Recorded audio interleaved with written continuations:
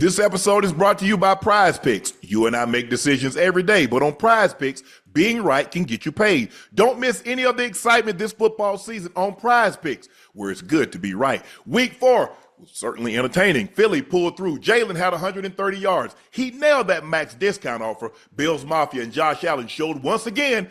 I got my eyes on Josh next Sunday's night game also. Prize Pick is simple to play. Just pick more or less on at least 2 player stats. If you get your picks right, you could cash in. Prize Picks is the only app that offers stacks, meaning you can pick the same player up to 3 times in the same lineup. Want to pick more on Josh Allen pass yards, rush yards, touchdowns? Now you can pick them all on the same lineup, only on Prize Picks. Follow other Prize Picks players directly on the app. Copy their lineups in one click, whether it's a friend, a celebrity partner, or just someone's picks you like. Hit the follow button and check out every lineup they create in the new feed tab on Prize Picks. Download the Prize Picks app today. Use code Shannon to get $50 in lineups after you play your first $5 lineup. That's code Shannon to get $50 in lineups after you play your first $5 lineup. On Prize Picks, it's good to be right.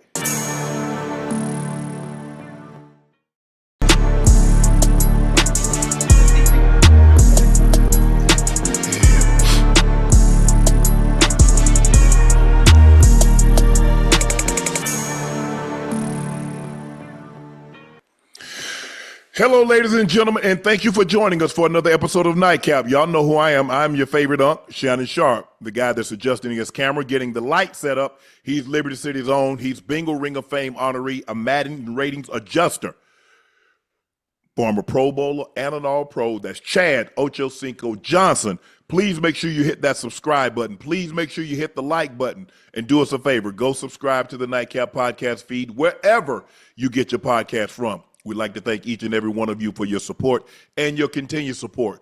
Thanks to your eyes, your ears, and word of mouth, Nightcap has been able to continuously grow. Hopefully, we'll continue to do that thanks to your support. So thank you again. Make sure you check out Shea by LaPortier. Now, if you can't find Shea by LaPortier in a city or state near you, order it online. We'll ship it directly to your door. It's the best tasting premium VSOP cognac on the market. Don't take my word for it. Ask anybody that's tried it, or try it for yourself, and I promise you, you'll be convinced, as we are, is the best tasting premium VSOP cognac on the market. Go check out my media company, Shay Media, on all of its platforms, and my clothing company, 84 with 84 being spelled out. That link is also pinned in the chat. We got Darren Waller joins us at the bottom of the hour. Ernest Jones is going to join us at the top of the hour, so we really appreciate our guests staying up and joining us tonight. The Cleveland Browns have announced that their third-round pick, Dillon Gabriel, will start Sunday against the Minnesota Vikings in London. When asked about Gabriel getting the starting job, it literally left Shedeur speechless. Ocho, let's take a listen to this. Yeah, let me hear that thing. Quarterback.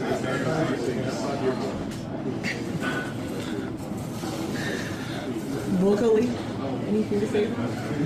I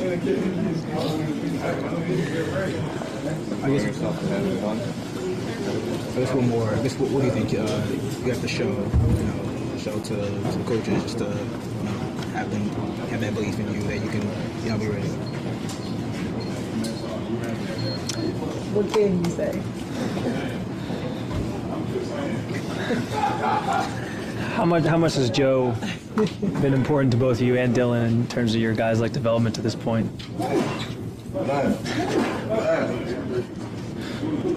Man, y'all might. Ocho, do you like the way Shedeur handled this press conference? Absolutely. Because whatever he says, they're going to twist his words. If you say nothing, there's really on any other team. There are 31 there are 31 other teams. Do any of those media members talk to the third string quarterback? No. Oh, it's controversy. Why create controversy? How do you not create it? By when they ask you questions, just don't answer. You just don't answer. If anything, they should be talking to Joe Flacco. Why are you talking to Shedeur? I mean, it makes no sense, and I like the way he handled it because anything he does say, they're going to make it a big deal. They're going to twist his words. They're going to take it completely out of context. Listen, Dillon Gabriel's a starter. So be it. For me, I mean, it's being reported. Yeah. Adam Schefter reported, and some other networks are starting to report that this was his response to Rex Ryan saying what he said on the Sunday show, that keep your mouth closed, move to the front of the class, and X, Y, and Z. Okay, I like that. I So like that. I guess this was a situation where he's like, okay, I should keep my mouth shut. I'm going to keep my mouth shut. It's hard for me to believe that the scenario that he didn't talk to his father. Obviously, he leans very heavily on his father, rightfully so. His dad has been through things like this, Yeah. where he says something, and then if he says something, it's one thing. If he doesn't say something, it's another thing. So he took this approach. Look, he's not just any other quarterback, any other third string quarterback. No. You and I both know if he was any other quarterback and he slid down where he did, we wouldn't even be having it. If he was any normal fifth round pick, we wouldn't even be having this discussion. Yeah. But he's not a fifth round pick. So we shouldn't ask him to act like a fifth round pick, because that's not what we believe he is. For me, look, if he'd have took the pro, say, look, I'm happy for Dylan. Right. Hopefully he goes out there and plays well. Joe, I feel bad for Joe, but this is the game of football. This is a business, and hey, I'm just I'm happy for Dylan, and my job doesn't change. Right. I go out there, I prepare, and if my number is called, I'm gonna go out there and give it everything that I possibly got. That's really the only thing that he can say. Ocho, what's he supposed to say? Yeah. Now, it's a situation. I'm not, we had this conversation, and everybody from Cleveland jumped on me. I said, guys, what are we doing? Right. Why is Joe Flacco here? Yeah, we know Joe Flacco was in Cleveland once before, and they let him go. Yeah. He was in Indy, and he wasn't. Let me get this straight. He wasn't the answer the first time around in Cleveland. He wasn't the answer in Indy. He wasn't the answer at the Jets. But now he's going to be the answer this time around. Joe Flacco hadn't been the answer since 2012 when he took the Ravens to the Super Bowl, and that's it. Go ahead, Ocho. Nigga, I don't think he was the answer, Unc. It was more sure of the short term answer until they're ready to see who's going to be quarterback number 2. We find out who quarterback number 2 was, and it was only a matter of time. Same thing with Russell Wilson and Jackson Dart. Russell Wilson was a starter. He was a starter for a short time, like you said, 8 weeks or maybe after. I thought it would have been I thought it would have been far beyond that. But obviously, we see what happened. They made a change after week 3. Mm-hmm. Same concept. I knew he wasn't going to be in there too long. And I mean, listen, Dylan Gabriel's now the quarterback. I wish him luck, and we're gonna see. To me, to be honest with you, I don't think he's the answer. I don't think he's the answer, and we're gonna find out. Listen, this ain't the preseason.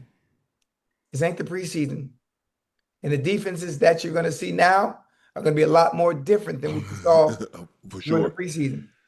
So if he can handle the pressure, one of the things I do like about Dylan Gabriel is not only can he throw the ball, he showed that he can be efficient in the preseason, but he's also a dual threat. He can use his legs, similar to Jackson Dart. I'm not saying Jackson Dart, but I'm just saying he had that dual threat capability and being able to extend plays and throw the ball. It's funny how we look at things now. Jameis Winston has a big personality. He's a third string quarterback. Everybody would have lauded Jameis had he did the exact same thing. Right. I mean, think about it, Ocho. Yeah. The funny things that he says and the mannerisms that he has. Yes. This is Jameis. Yeah, absolutely. But they have a problem with Shedeur. I don't know how Shedeur wins. Mm-hmm. If he says something, he shouldn't have said anything. If he doesn't say anything, he should have said something. Until he gets on the field and somebody can say either, see, I told you he could play, or I told you he couldn't play, it's going to be something, Ocho. That's just the way, that's just the nature of what it is. Absolutely. It's totally unfortunate too, Unc, because if it was any 5th round pick, he wouldn't be talked about like this. No. Because this would come with that last name.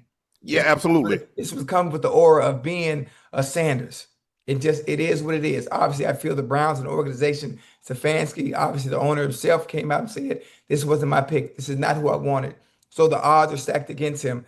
The card that he dealt, he's going to have to do his best job at playing the hand that he has. When that opportunity comes, if it does come, you got to come out. You got to be prepared. You got to be prepared. And when you get it, you got to shut that door behind you. I get it. Look, and people say, well, Jameis proved himself. What? That he's the journeyman quarterback? He threw 30 picks. He was the last quarterback in the NFL since you got to go back to Testaverde in the 80s that threw 30 interceptions. So I'm trying to figure out, what did he prove? Did he take Tampa to the Super Bowl? Because all I know, the team that he left, Tom Brady came in the next year and they went to the Super Bowl. So I'm asking you guys, you said he proved. What did he prove? If he'd proved, guess where he'd have been, Ocho? Not the backup in New York. Where would he have been? Because where was he last year, Ocho? Cleveland. Cleveland, yeah. He was in New Orleans before that. Yeah. All I'm saying the personality matches. Look, prove. Okay, fine, I get your point. Where he started in the league, he was rookie of the year in the league. Yeah. You're absolutely correct. But there are a lot of guys that prove they could. Joe Flacco proved that he could play in the league. Joe Flacco won a Super Bowl. He was a Super Bowl MVP. Yeah. Go look at Joe Flacco playoff numbers. I mean, you would say that Joe Flacco would have proven more if you say improved than Jameis. I was just saying the personalities. When we like somebody, Ocho, we'll tolerate more of their behavior than if we don't. Yeah. See, we like Jameis. Jameis funny, man. Y'all heard what Jameis said? Yeah. Jameis funny. Yeah. Jameis going to have a career in media. Yeah, Jameis is 101. Jameis is Yes. There isn't another personality like him. I think Shedeur doesn't have that kind of personality. I think people just don't like Shedeur based on the aura, what he comes with, the name, Pops as well. Some of the things Dion may have said in the past, people that like Dion. So any ill will toward Dion and just overflowing onto his son as well. For me, Unc, you ignore it, especially as Shedeur, you ignore it. You've been prepared for this moment. You've had to deal with it all your life. Now it's come to a head. You at the last stop. You've reached the pinnacle. Your childhood dream of being on an NFL team. You're not the starter, but you have an opportunity to be the starter at some time if things don't go well. You just need to make sure you are prepared when the opportunity presents itself. And that's pretty much it. All the noise, block all that out, man. Block all that out. It's just unusual to see the starter get benched. And, well, I guess it's common because when Russ got benched, Jackson Dart came in to start and Russell went to the backup. Right. So I guess it's not as unusual as we might think it is. You're like, well, hold on. Flacco got benched. Shedeur was already third. Shouldn't everybody just like move up a spot and the guy jumps back? But that's seemingly not how they did it because Brian Daboll said that Jackson Dart would start the rest of the season and Russ would serve as his backup and Jameis stays where Jameis is. Yeah. And I guess it's common. I don't really know Ocho, but it seemed like this is the same thing. Joe Flacco lost his job. Yeah. The guy that was backing up Joe Flacco moves to the starter, and Flacco moved to number 2, and the third quarterback stays exactly where he was. Yeah, absolutely. I think the thing is, until Shedeur gets on the field and proves or disproves what the Ocho is 50, want to play, he's too cocky, he's too this and he does that, the mannerisms. Until he's on the field, until he plays, it's the chatter, the noise is not going to stop. No, it's not. It's not. Are you muted? Me? He ain't said nothing. I can't hear him. You can't hear me? Oh, just me? Yeah, that's you. I'm talking to you. Can you hear me now? Hey, can you see my muscles? You see my muscles? Hey, Chad, can you see my muscles? Yeah. Okay, there you go. You got me now? Yeah, I got you. Go ahead. That was me. Okay, yeah. I can hear you now. But it's a situation, Ocho. People want to see him succeed or they want to see him fail, but they want to see him on the field. Yeah, that's what it comes down to, Ocho. Mm-hmm. I want to see him on the field, and I want to see him sink or swim. Right. Yeah. That's what it comes down to because all this talk, well, he shouldn't have been this or he shouldn't have been that. Now he's going to either prove a camp right or he's going to be proven wrong. Right. But so they want to say, okay, we see now that's why he slid to the 5th round. Man, I don't know how y'all see how he playing. He should have never been in the 6th round. I mean, the 5th round. Right. You don't know. I'm sure he talked to his dad. Yeah. His dad like, look, son, if it was me, you handle it. You your own guy. You your own man. But Rex said, I don't know exactly. I don't want to misquote, but I think he said something to the fact, why are you talking? Because it's the same situation, and here's where he's going to get beat up at. If he doesn't go play and he doesn't play well, Ocho, remember, he said he can play better than some of the starting quarterbacks right now. Yeah. That's what got LeBron in trouble with Bronny. Yeah. Bronny was in high school, or Bronny was in college, and Bron said Bronny is better than some NBA players currently. Right. You put a huge target. Now, I get it. When you tell your son, you know, you believe in your son, and you should believe in your son. But when you put it out there like that, Ocho, man, you're asking for a lot of criticism. Yeah. We'll get back to that in a minute. We got a very special guest joining us. Right. We got former Pro Bowler, former Raven, former New York Giant, former Raider joining us. Darren Waller. Darren, how you What's doing, going bro? on, man? How y'all doing? Appreciate y'all having me. Man, I'm doing amazing. Yeah. Let me ask, bro, you playing, I mean, look, you have a little setback, and we'll get into that a little bit. You get drafted by the Ravens. You have some issues. You end up going to the Ravens where you revive your career, playing unbelievable. You go to the Giants and having success there, and then abruptly, you stepped away from the game.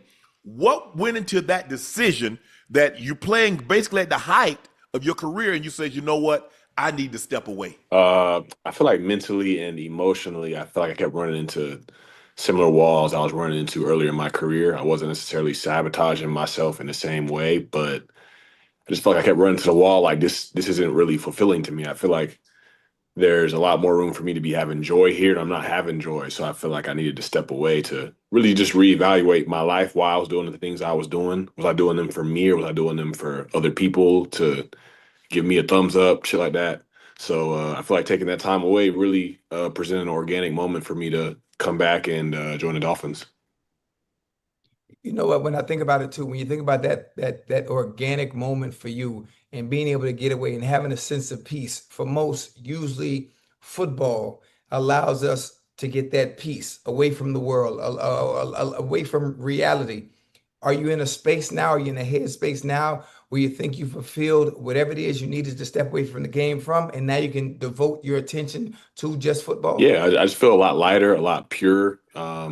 Just in my life, I feel like there was a lot of things I was involved in or trying to do just to, I don't know, escape the game in a way. But now I feel like the perspective I got from these last couple of years allows me to step in and just see it the way I saw it, like when I was a kid. You know what I'm saying? Just being excited to play, like having fun, like with the team, just cutting up. Like I just see it with a whole new pair of glasses now.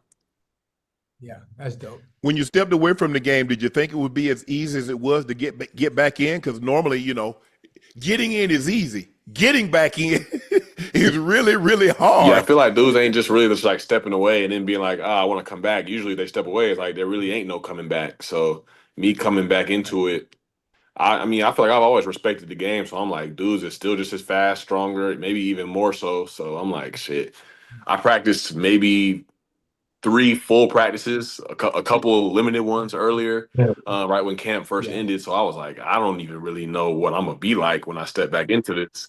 Like, I'm going to get hit too. I ain't got hit in 2 years. And then to have it go how it went on Monday was just like, you couldn't even script that for real. I think, but when you think about it too, when you were in the game, you were still one of the better players in the league at your position. I mean, just removing yourself for 2 years from that and coming back with just 2 years, you're still going to be one of the better players at your position, as you saw when you guys played. So I'm excited for you. Skies is obviously the limits. Tyreek Hill is now gone. And so that puts you to even more of a bigger role, because knowing Mike McDaniels and the creativity he has offensively, you can create mismatches with you all damn day. All damn day. Yeah, for sure. Straight up. How long did it take you for your spidey senses to come back? Because, like when you enjoy, like when you take like 4 months off, it takes you a while to really understand, like, okay, This is where my danger spot is. Danger over here. The guy's coming up from behind. I need to get up in my shadow. Being away for 2 years, I can only imagine, and your spidey senses are shut off for 2 years. How soon did it take them to start tingling again where you felt, okay, this is man zone. I got danger on my right. I need to get up in my shadow. I need to spin left. I need to spin right. How long did that take for it to come back? Bro, I still feel like it's coming back because like during the week of practice last week, like we had like put a play in where I was kind of running like a choice, but like it kind of turns into like a wheel route. And I was out there like on the red line, Okay. thinking I'm on the red line. I catch it like my feet are just barely in bounds. So I'm like, I got to get my field spacing back. But luckily, like that first play, first third down of the game, it was just like 2-man, and I'm just like, all right, like I know what this looked like. I beat this a million times, and just like that muscle memory came back. But no, you're definitely right. Like I feel like the spacing, reading the zone, seeing how things coverages react from the disguise, like post snap. I feel like all that shit's got to come back with reps. Yeah, well, I mean, and speaking of reps, was the game too fast for you? Did it feel like you were moving in slow motion a little bit, being that you've been away from the game? And listen, you didn't get a chance to play in the preseason. I'm not sure, but game speed is totally different. It doesn't matter how much you practice. Once you get in the game, playing against somebody else, you be like, "What the Yeah. hell?" Have you caught up to that yet? Are your legs up underneath you yet? I feel like it was a good start Monday. You know what I'm saying? Like I was getting, reps against guys like Sauce, and there's good Yeah. athletic guys on that defense that's Yeah. moving fast. So I feel like it's a good start, and I'll probably see matchup guys with guys like JC on Sunday with the Panthers. They got some guys Yeah. that can cover. So I mean, I feel like it's only going to get better for me. I feel like the little things, tops of the routes, just to feel like how I'm feeling in stems, and just playing fast and not really thinking is Right. gonna probably take some time. But I feel like I'm probably further along than I think I was just off of Monday night because I didn't know what to expect. I think the thing is that you, like you said, I mean, you really haven't, it wasn't like you were out running routes because you didn't know if you were going to come back. And so now basically they're putting you out there and you got to, hey, do I rip? Do I swim? What do I do? Do I press? I mean, do I get on his outside? I don't want to square him up because I don't want him to get my whole chest. I just want to get him a shoulder to hit. How soon did the route running aspect of it come back? Like I said, bro, it's still coming back, bro. Like I had got injured when a few weeks into my training of when I said, all right, I'm gonna play again. And that had me out for real until last week. So like I had a few practices before I got hopped in that game. So it's really all just coming back to me as we go along. So like these Wednesday, these Thursday practices is like super intentional. You get better and feel Yeah, more super comfortable. intentional for me to try to like, all right, how can I curate like everything that dudes was doing throughout camp? I'm kind of like trying to hustle up and kind of get back into that flow, but also just understand like, I am where I am. I'm supposed to be here right now. I ain't got to be where anybody else is at in their journey. My journey is probably as weird and unique as it gets. You know what I'm saying? When the Tyreek, were you on the field when Tyreek got injured, or did you see it on the jumbotron when? No, they I was right replayed? there. So we had ran like, I don't know if they call it a crash concept in your day, but it's like the dude in the slot runs like the 12-yard out, and you got the under from number one. The smash route. Yeah, we smashed the smash I concept. ran a little under from number one, and I seen the ball go over my head, so I turned. I'm like, and Reed caught it, and then I just saw like, and then I just seen his leg dangling, and it was just like, just instantly, just like it just brought me to the ground. Like I didn't even know, my body just didn't even know how to react. Yeah, because they said he suffered a dislocated knee, Yeah. torn ACL, and maybe some other ligaments damage. It's tough seeing that. So obviously, and Mike McDaniel is telling the story of how he's joking with some of the guys, like, guys, you just make sure you get this win, knowing, because look, you've been around this game enough. You know when it's a serious injury. The doctor doesn't have to tell you anything. You don't have to hear out a report. You've been around this game enough. You see that, yeah, he's not coming back. Yeah, straight away, I turned around and I was like, come get him. Come, they got to put him in the air cast immediately. Yeah. But so you was with Gruden. I think you were Gruden because he's like, hey, this guy, and he saw you.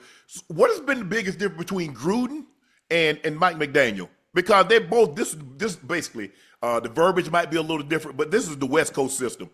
Yeah, no, the similarities between the two, just coming from like the founding fathers, like Mike Shanahan and Gruden, like it's kind of easy for me to pick up the concepts. Like there's different words, different nuances, but they're both really like they're one of one individuals. Like I don't think I've ever met anybody with personalities like either one of them. They got their own unique sense of humor. But I mean, they love ball for real, and they love putting the guys in position to do something with their career, do something with their lives. So it's really fun energy to be around. I feel like both of them got just a distinct energy.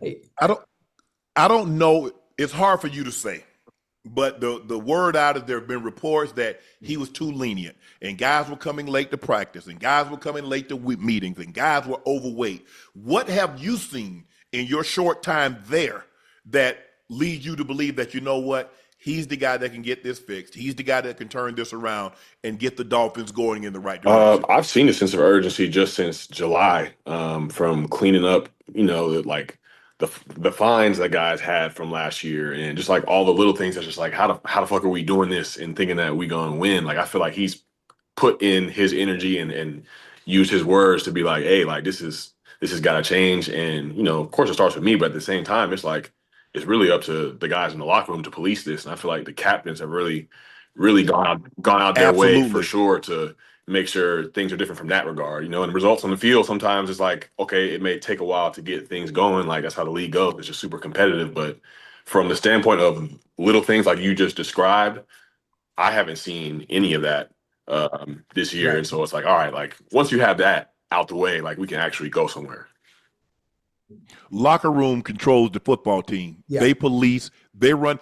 You got to show me the team that has the strong locker room, and I'll show you a team that consistently win. You show me a team that the locker room and the guys don't hold the other guys accountable, and I'll show you a team. Yeah. Let me go. You put me in any locker room for a week, and I don't know anything, so I'm going in there blind. I'm just gonna happen to be in the locker room. I'm just gonna be observant.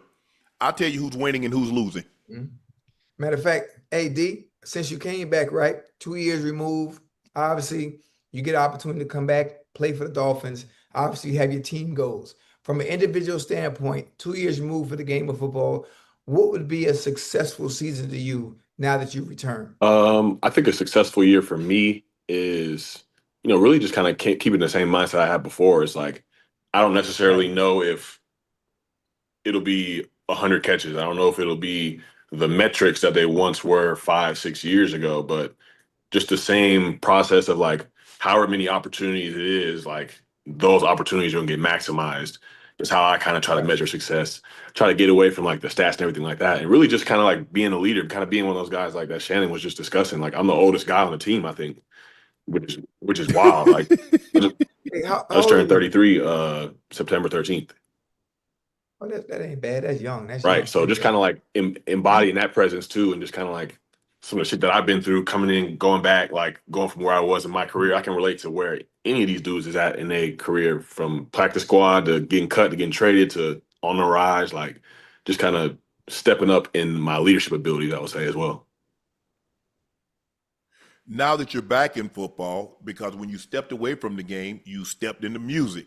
Obviously, that's a passion of yours. But now that you're back in football, have you put music on the back burner? Is that something that you're going to pick back up once your football career is over? Yeah, it's kind of on the back burner for now for sure. Like I think I've written of one verse or two since July, and like a hook or two for a song, but like I haven't really been doing anything. It's been focused on football for real. Like I got a lot of songs. Like I'll like tease some shit, like put some music behind some posts that I put out, but all those songs were recorded before I Yeah. even got back out here. So, and it'll be nice to take a break because I was going hard with it and creating in my time off, and so I feel like it's a good flow for me to be back in ball. And when it's time to pick the mic back up again, I feel like I'll be ready.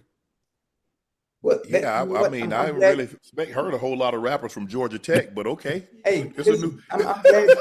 I'm glad you do that. Because listen, I guess it's a new thing, Darren. Hey, we open to it. yeah. Hey, one of my hobbies and one of my passions is, I write. I've written for a few artists. So if any point you pick that mic back up, let me know. I've written for Drake. I've written for Nicki Minaj. I've written for Lil You got Wayne. song, you got And, real credits. and oh yeah, I got real credit. If you ever, I wrote for What songs? Beyonce. If you look at their credits of some of the songs that I've done, I'm in the What credits. songs? Huh? You get your connection fucked up? Yeah, I got. I'm gonna show it to you. I'm gonna send it to you. But yeah, we get in the studio, do a little something, little duo, little duet or something. Say less, bro. Hey, I need to know what's the best Yeah. cigar lounge in South Florida, bro. I'm in like Fort Lauderdale area. Hey, listen, we could go together. Smoke on the water. Smoke on the water. Smoke on the water, right there, right off Royal Palm Boulevard. Yeah, or it's You know, another. Darren, I don't do nothing but smoke them Daniel Marshalls. Hey, send me my cigars, man. Whoa, I'm talking to the gas. This ain't got nothing to do with you, Ocho. Send my I'm telling the cigars. man what I smoke. You On don't the even Fuentes. smoke. You don't even smoke. Ocho. You see, all I'm saying is that the Daniel Marshall, those 24 karat, you know, I got a box of those. Yeah. Can you send me some cigars? Hey, AD, yeah, on Pembroke Pines Boulevard, there's another cigar bar called Aficionados. Them the two I go to is real nice. I ain't smoking those 24 karat gold, but Yeah, you the gold leaf, you look gold something, you know, Daniel Marshall. When next time you go to the cigar bar, that they gonna be in the case, you just can't go pull them because you know they like 85 to 120 a stick. But you know. Nah, AD, don't listen to him. Them sticks cost $2.89 a oh pop. nah, we off that. Listen. Yeah, they $2.89 You, a pop. Ocho, why you mad? Cause I got a box of them. Damn. Because I see you a couple. Hey, AD, them sticks was probably sent to him by accident. They were probably for me.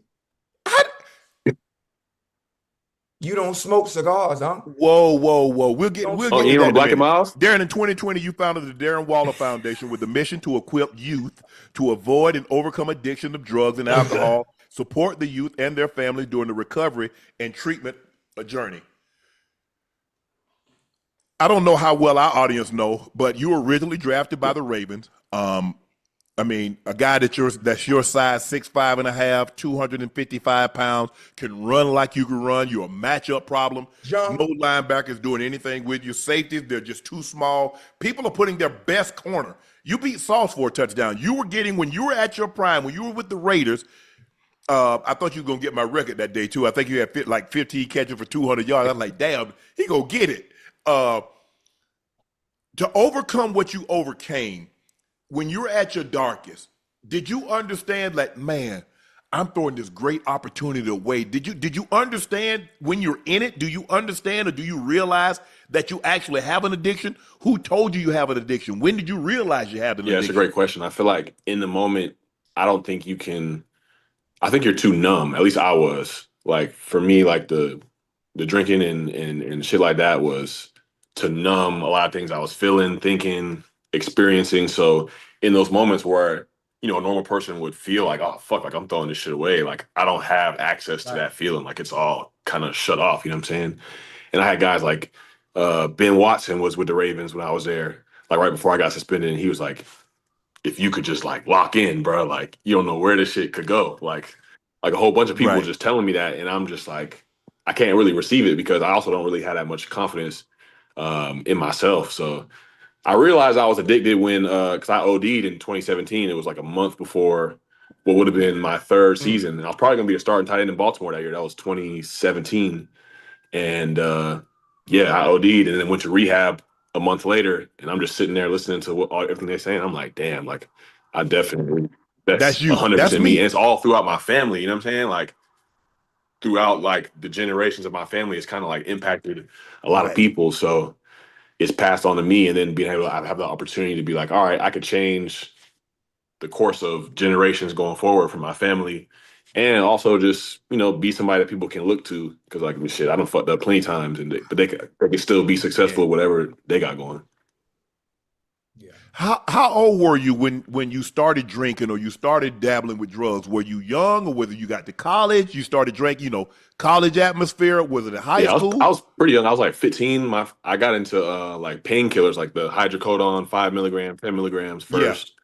Started smoking weed and drinking after that, probably like junior year, and was just kind of off from there. It got real crazy through college and through my first couple of years in the league, and then so it's about like a 10-year run from like 15 to I got sober like a month for my 25th birthday. What message would you like to share with the youth about what they can potentially overcome given you're the you're the best teacher because you've overcome something. You know a lot of what these kids are dealing with. You know a lot of the signs. You know a lot of the symptoms. You know a lot of, man, I'm all right. No, you're not. Because that seat that you're sitting in, I sat in that seat for about a decade. Now I'm in this seat, and I want to share with you the message of how you can beat this addiction. The message for me is just like, there are so many different ways that we try to mask what we really feeling or who we really are. We compare ourselves to so many different people. There has to be some level of return to like authenticity, find like a comfortability, like a peacefulness and a joy in just being like exactly who you are. Because I feel like me, this young kid, I was like, it all stemmed from the pain I felt from feeling like I was always like the odd man out, or people thought I was too weird, or I had big ears, big feet, I was getting roasted, or like it all started from all these little things that I was like, man, I don't feel like I'm Right. good enough, and I want to turn to things that make me feel like I'm good enough, or at least forget the fact that I'm not good enough. And when really it's like there are people around you that are going through the same things. We just all try to act like we don't have stuff going on in our lives. So it's really just being yourself. You're going to attract people to you that love you for who you are and that will support you whatever you go through. So I would just say, you know, there is really no peace, no sobriety possible if you don't find ways to really deal with the pain and the trauma that happened earlier in your life or whenever in your life, and just finding peace with just being who you are, whether people like it or not.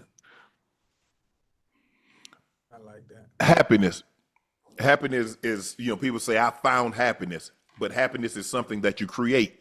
Peace is something that you create. How long did it take you to get to that point that you says, I'm at peace with Darren? I'm happy with Darren. It's been elusive, man, to be honest. Like, I think my journey with like sobriety, just kind of seeing life differently, started like 2017. And I feel like there were a couple years in there where I was like, okay, like I'm moving in the right direction. And then there was some years in there where I'm like, I don't know, I feel like I'm kind of moving away. Like I'm still sober, but there's still like something that's Something was blocking a missing. little bit. From say 21 to 23, and then it's like since retiring, it's opened up nothing but a path for me to just go as deep as possible with those kind of things and really just look at myself in the mirror. And now I feel like it's like a lot more attainable. I feel like the happiness is fleeting, but it's like I'm a lot more content with my life. Like I can step into football and just be like, I want to have this experience. This is what I want to do. I don't need it to do something for me, to validate me, to do X, Y, and Z. It's just like, this is the way I'm choosing to live my life.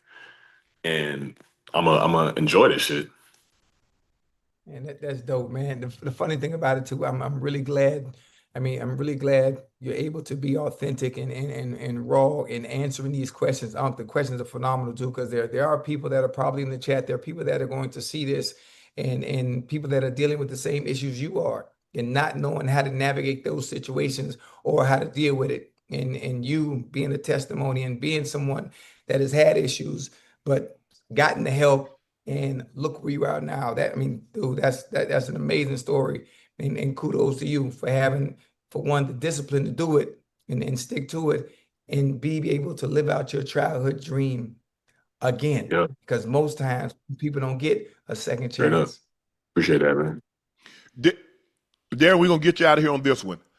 Now that you're back, have you put a timetable or time limit on how long you want to play? Or you taking it year by year? Or you like, you know what? I really like to get 2 or 3 more in. Or you saying, you know what? All I know is that I'm going to play 2025. And I'll worry about 2026 and 2026 and beyond once that time arrives. But right now, I'm in the here, I'm in the now, and that's all I can control. I think you really just said it right there, man. Because it's like after experiences like Monday, because I came in, like I said, I got hurt my first couple weeks of training. I'm like, damn, bro, we on this shit again. Like this shit's still happening. And so I'm like, there's doubt, there's fear. Like, did I even make the right decision coming back? But then having like a night like Monday, it's like, well, wait, like this feels like there's still like plenty left here. Maybe there is something more down the future, but it's like I feel like you just said, playing this season, giving this season my all, and then really evaluating from there. And so I'm open to everything. I don't want to say I'm done. This is just one chapter because I don't really know. Every time I thought I've had my life figured out in which direction it should go, I feel like God has flipped the script and been like, nope, we going this way now. Because I was set on not playing football ever again, but it's like here I am. So I'm trying to just remain open. Well, Darren, thanks for joining us tonight, man. Congratulations on all the success, everything that you've overcome. Lets us know that there is a God and that anything is possible. Stay healthy, and after the season, come back and talk to Yes, us sir, again. man. Appreciate you always. Look, boss. Appreciate you Peace. coming on, man. Darren Waller, tight end for the Miami Dolphins. To go through what he's gone through, Ocho, to be able to overcome, because, hey, like you said, he was about to start in Baltimore. Oh, yeah. And ended up getting suspended a couple of times, and they moved on, and now he ends up with the Raiders, and he's a Pro Bowl player. I mean, he's at the top. He's one of those top players. And then, all of a sudden, abruptly, Yeah. he steps away from the game. Mhm. And for 2 years, he's like, you know what?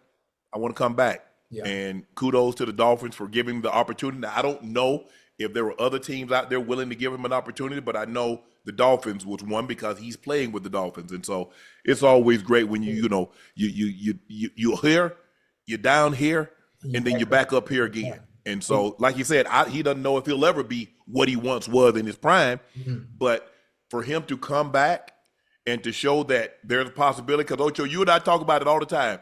It's easier to get into the league than get out and try to get your butt back in. Back in, yeah. But listen, if you're really good and you leave a good impression before you leave, the chances of you coming back, they pretty good. Yep. He's a mismatch nightmare. You think about this. Remember when Jimmy Graham's with the Saints? Yep. You see what he looked like? Yep. Gronk. I'm not saying he's Gronk. I'm not saying he's Jimmy Graham, but I'm just saying that he's a mismatch nightmare. Yes.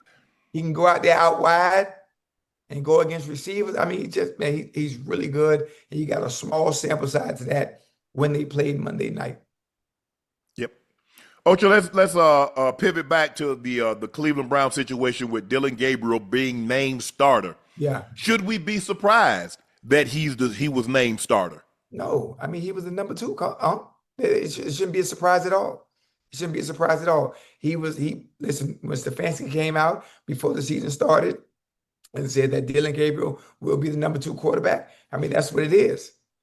That's what it is. So we knew at whatever point things weren't going well for Flacco, Dillon Gabriel would be the next man up. Now, if things don't go well with Dillon Gabriel, I don't know what's going to happen from that point on. That's where I was going next. Oh, you were? You're right, Ocho, because it was reported that Gabriel was getting first-team reps along with Flacco as early as training camp. Mm-hmm. So he was getting first-team reps, Flacco was getting first-team reps, and who was the other quarterback? Kenny, From the Steelers. Kenny Pickett. Yeah, Pickett. So those guys were getting first-team reps. Shedeur wasn't getting those reps. Right. So I agree. We shouldn't be surprised. The question that I have for you, if Gabriel struggles, now what do? Do they go back to Flacco or do they give Shedeur an opportunity? You know what? I'm not sure. And knowing the game, understanding the business and knowing how the business works, I think they will probably go back to Flacco. I think they would go back to Flacco. And if things don't work out again and Flacco's still not successful when he returns back to the field, then I think Shedeur will get his shot somewhere on the back half of the season. Ocho, let me ask you a question. Talk to me. If you think Shedeur knew what he knew now, you think he goes back to Colorado for his last year? If he knew what he knows now, if he knows what he knows now, Hindsight, yeah. probably so. Probably so. I think so too. I would think But so. there's no possible way.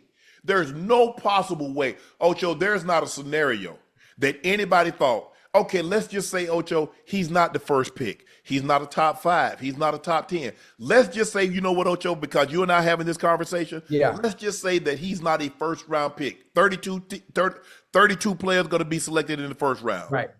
Ain't no way he thought he'd be a 5th-round draft pick. No, absolutely not. Absolutely not.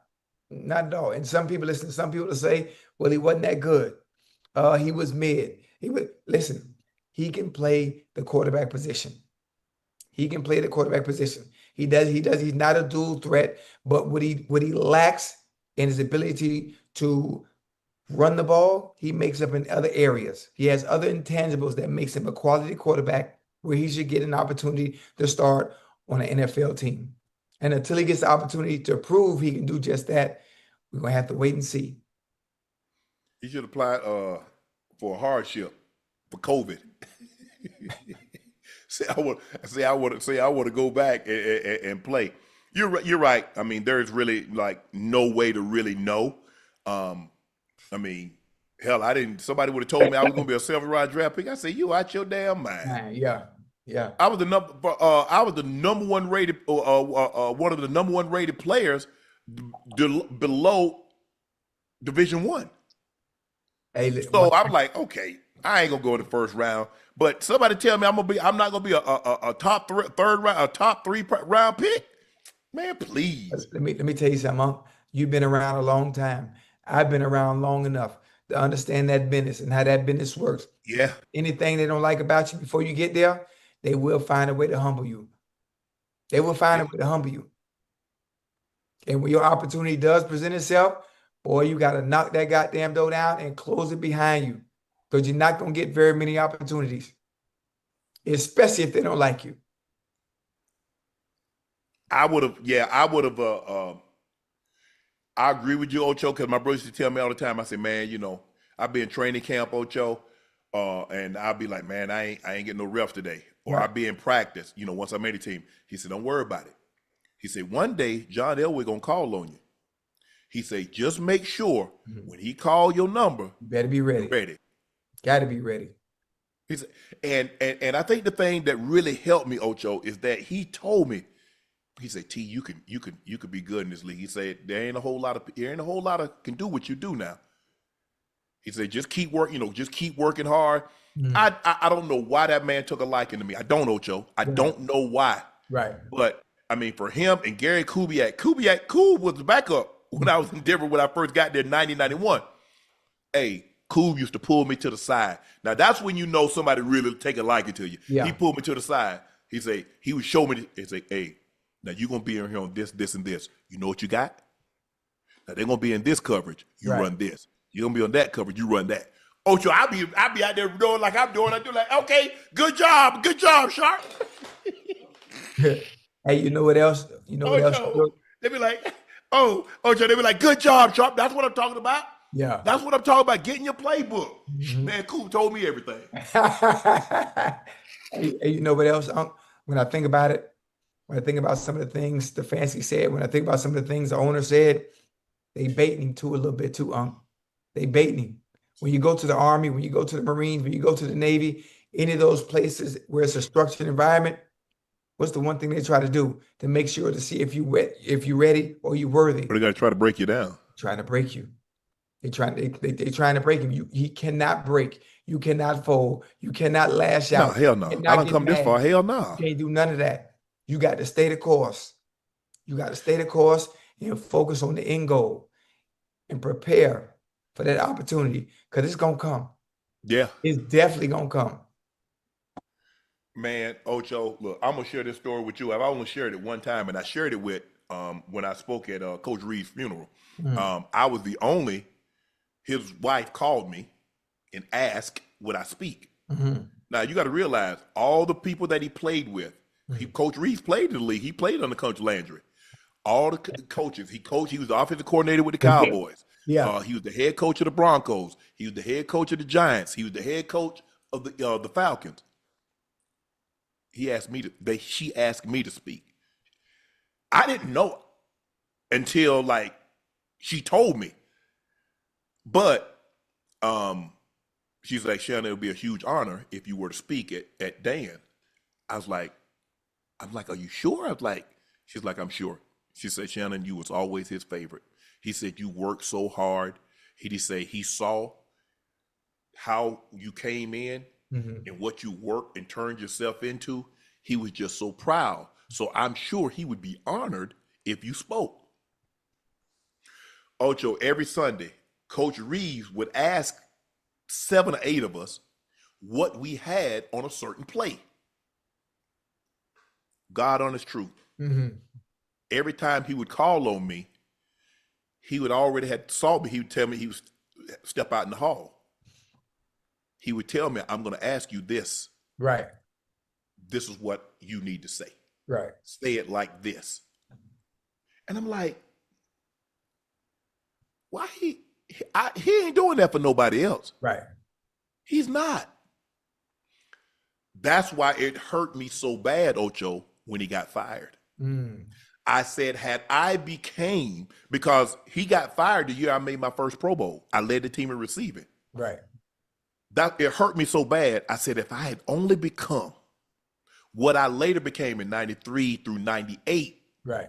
ain't no way Coach Reeves got fired. So that's why it hurt me, because he invested so much in me. He believed in me. He did. He drafted me. Somehow he lost his damn mind and forgot to cut me. And for him, John and Coob and Coach Reeves to take that kind of time, I promise you, I don't know you. Don't quote me on this. It's hard for me to believe that a head coach is taking that kind of interest in a 7th round draft pick in today's game. It's hard for me to believe. Right. John Elway, the #1 pick in the 1983 draft, he was a Pro Bowler, he was an All-Pro, he was an MVP, had gone to 3 Super Bowls, Yeah. is taking that kind of liking in a 7th round draft pick. Yeah. Gary Kubiak, who was the backup, is taking that kind of liking. Ocho, I ain't have no choice. Yeah. It's like my grandmother when she took my mom's 3 in after raising hers. I ain't have no choice, Ocho. How could I let these people down that had invested so much in me, that believed in me? How? I couldn't. Right. Man, I got in a playbook. Hey, every night I'm going home. I say, I'm gonna know everything. It became second nature. It became, I knew what I had to do. It's hard to, cause check this out, Ocho. Yeah. The tight end is normally Y. Yeah. In Dan's offense, he's X. The X. Yes, because Coach Landry was a defensive coordinator. Uh-huh. So everything is backwards. 1-3-5 is to the right. 2-4-6-8 is to the left. Left? Okay. Okay. Yes. So if it's backward, that's not Z. That's a wing. Okay. X, Y. Wing 3, Y dig. Tight end is the X. Ocho, tight end been Y his whole life. Right. 2-4-6-8 been to the right your whole life. 1-3-5-7 is to the left. Ocho. Now you got verbiage. Ocho, I came from the route tree. Yeah. 6-5-4. Same. 7-3-7. Same. Man, what you mean? 52 double slant in special. Huh? What I got? 52. I ain't never heard nothing like that. Right. Oh man. Jeez. My mind was spinning. But some good days, boy. Ocho, I just want to know, what is it going to take?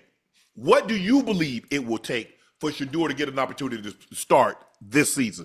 Because if he doesn't start this season, Ocho, the whole purpose of him not going to Baltimore, and it's reported that there were another team, the Eagles, also thought about selecting him. He said, no, I don't want to play behind her. I don't want to. It wasn't that he didn't want to play behind guys like that, but you talk about a guy like Jalen Hurts is very durable. He doesn't miss time. No. Lamar. You're not seeing the field, huh? You're not seeing the field at the So two places. now- You want the opportunity to play. What happens if he doesn't see the field this year for Cleveland? Hey, that's one I don't know, and that's what I'm not understanding. But if he doesn't see the field this year for Cleveland, being that they have shortcomings with Flacco and they have shortcomings with Dylan Gabriel, then that's malpractice on ownership. It might come Right. to a point where you have no choice but to put him in there, because not only is the team gonna call for him, the fans and the media gonna call for him as well. I definitely think the fans going to be calling for it if Gabriel Yeah. doesn't play well. Right. I mean, look, just don't turn the ball over. Just keep your defense off the field for 35, 40 minutes. I'm not asking you to be a world beater, but if you can give your defense, if you can score enough and keep your defense off the field Yeah. where they're not playing 35, 40 minutes, you're going to have a chance. Yeah. You're going to have a chance. The defense is plenty good enough, but Very not if good. you wear them down. Yeah. So we'll see. Huh? Yeah, too. Where are we at? You didn't write them up. Do I need to move back up?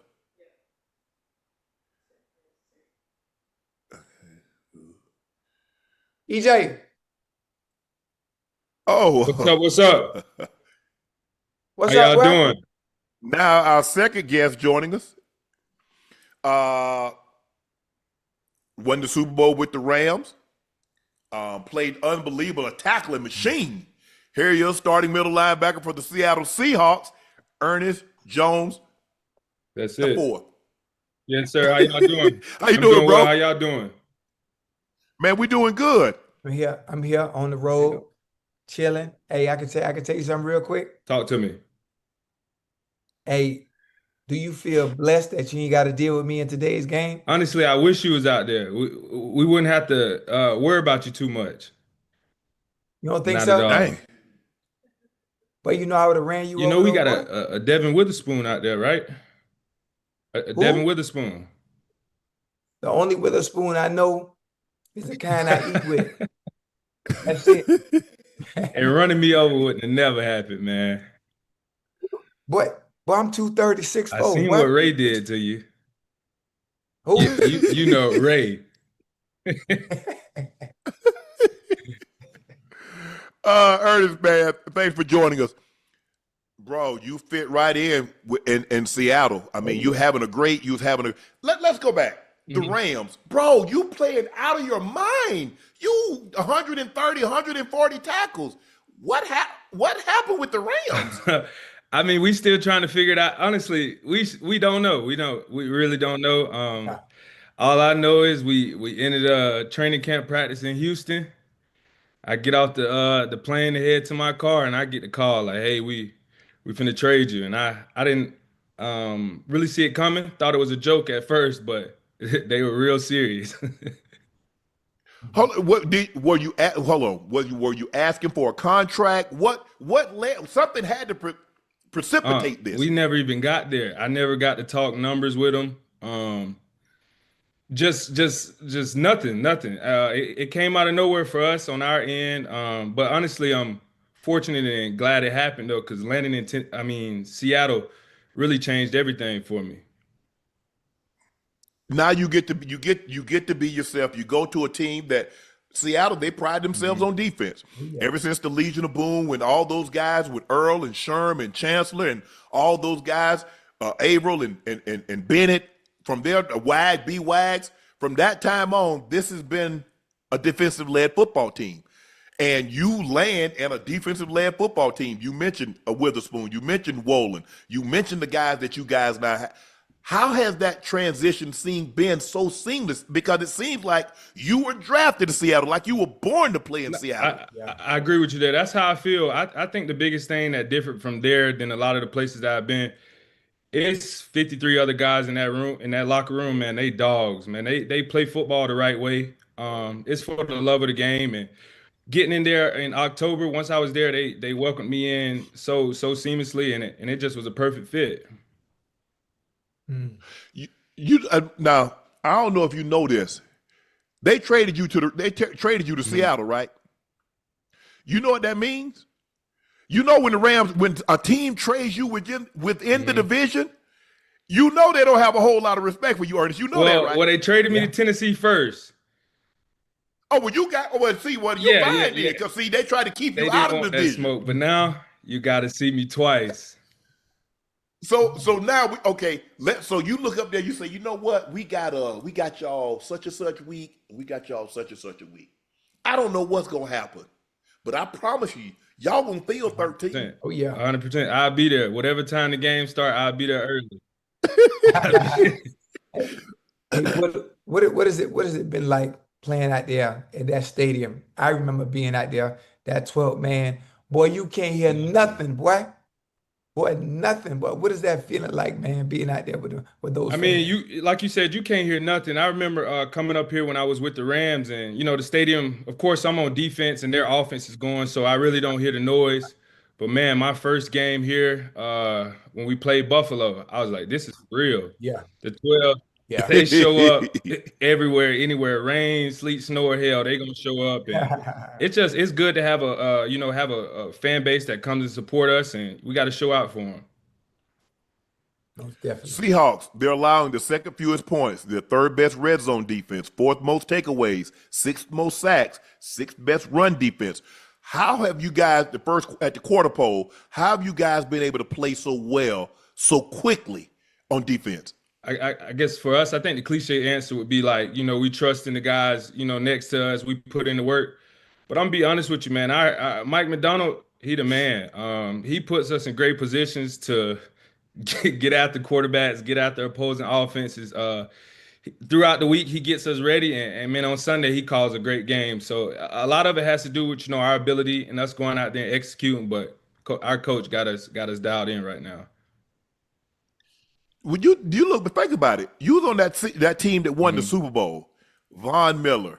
You got AD. You got Floyd. You had Ram. Have you ever thought of did you go home and like, damn, boy, we got this defense for real. Man, shoot. Every day that whole year, I was just thinking about it, man. Before the Super Bowl, I'm sitting up there reminiscing on like, okay, big moment. This is what you've been kind of working for. And I think I ended it with like, shoot, just don't fuck it up for Aaron Donald. Just don't mess it up for them. So I went out there and played and balled. But man, that learning from the best there is to play, AD, Von Miller out there getting sacks. I mean, even Weddle came in and showed me what it's like to be a true teammate, true leader. So big credits and shout out to those guys. What was it like watching Aaron Donald? Because I remember watching him coming out, and I saw him at the Super Bowl before the draft, and I was like, damn, who is that? I said, man, that's Aaron Donald. I said, that little rascal, he the one to be caught. Because when you look at him, he has wide shoulders, but you look at him, he like 6 foot tall, like, man, him? Boy, when I watched his first game when he was a rookie, I watched him when he was not at Pitt. Yeah. I was like, ain't no way that him doing raising all that hell. Raising hell, taking on double team, splitting double team, getting skinny, man, doing everything you can think of. When you first saw him, what did you think? When you first saw him, what did you think, Ernest? When I first saw him, I'm gonna be honest, I didn't know too much about him. Like, of course, he was Aaron Donald, had been in the league a couple years, but I wasn't really all the way hip to him like I should have been. And I can remember the first day I was out there giving calls, and he didn't get the call, and he told me to speak up. And the way he said it just caught me off guard. So I'm like, I can't let this grown man talk to me like that. But to sit back and watch him, I found myself a lot of times watching him create habit, destroy stuff. And there's been times, man, he's stopped practicing. They told him to get out. So I've seen some things. Yeah, because you can't get anything done. If he's giving it 100% effort, you see what he does on Sunday. Now, everybody don't got a Zach Martin or Quentin Nelson to be able to deal with him. Or what's the guy in Seattle? I mean, not Seattle, but the 49ers. Trent. What's the left tackle name, Ocho? Trent. Big Trent. Yeah. Everybody don't got that. So if he says, you know what, I'm just going to wreck shop today. Y'all ain't going to get nothing done. You're not going to get anything done. And he decides when he wants to do that. That's crazy. Your squad started the season with the 20th best odds to make the Super Bowl. Every publication had you guys picked dead last. Now, all of a sudden, it looked like you. Hey, it might come down to you and it's you. Turning, huh? It's turning. That was the plan, though. That's the plan. We know what it is. I firmly believe when the NFC West, when all four of those teams are smoking and on fire, man, that's one of the hardest divisions to come out of. So we know what's on the line. We know who we got to get through to get there. And we last game of the season. This for the division. Rams takes on the Seahawks. This is for the division. Yeah. What can we expect from Ernest Jones? Oh man, a performance. I'm ready to ball out. A performance, something sweet, slow, and sexy. And you know what's funny? Defense, y'all, the numbers speak for itself. So already a quarter way through the season. But that goddamn Sam Darnold and JSN, Ballers. they might be the next big thing. Man, that duo right there is growing. To see where they came from OTAs when offensively Yeah. they were learning new, couldn't really figure it out. To see them guys where they're at now, and this just a start. Like those are Sam's a baller, cool, composed, and JSN's a quiet killer out there. Were you surprised the AD stepped away when he did? Because you're talking about a guy that played 10 years. He won 3 MVPs. He won, I mean, he was phenomenal. He's an 8-time, 9-time first team All-Pro. I mean, and he's just like, you know what? I don't want to do it no more. I don't have the passion to train, what it requires me to be the AD that y'all see every Sunday. That takes the off season, and I'm done with that. I truly, I could say I wasn't surprised because we kind of knew coming into that year that it was going to be it. But I'd say you just said it. For him to, I guess be honest with himself and know that, I don't have what it takes to be Aaron Donald. I don't want to come out here and do the training And camp steal their money. and hunt and just, be taken like you just said. It was kind of honorable for him to put it up the way he did. Went out on his sword, went out at the top of his game, and you got to talk about him for years now as one of the best. Yeah. And the funny thing too, and even when you think about it, you think about Aaron Donald and all he's accomplished. You look at his accolades, you look at his resume. He's coming to the NFL, he won a championship. What the hell else does he have to prove? Right. He has nothing else to prove. I mean, a lot of people don't have anything to prove, but they're hard to walk away from $30 million a year. Did he walk away from it? I think they were still paying my boy a little bit.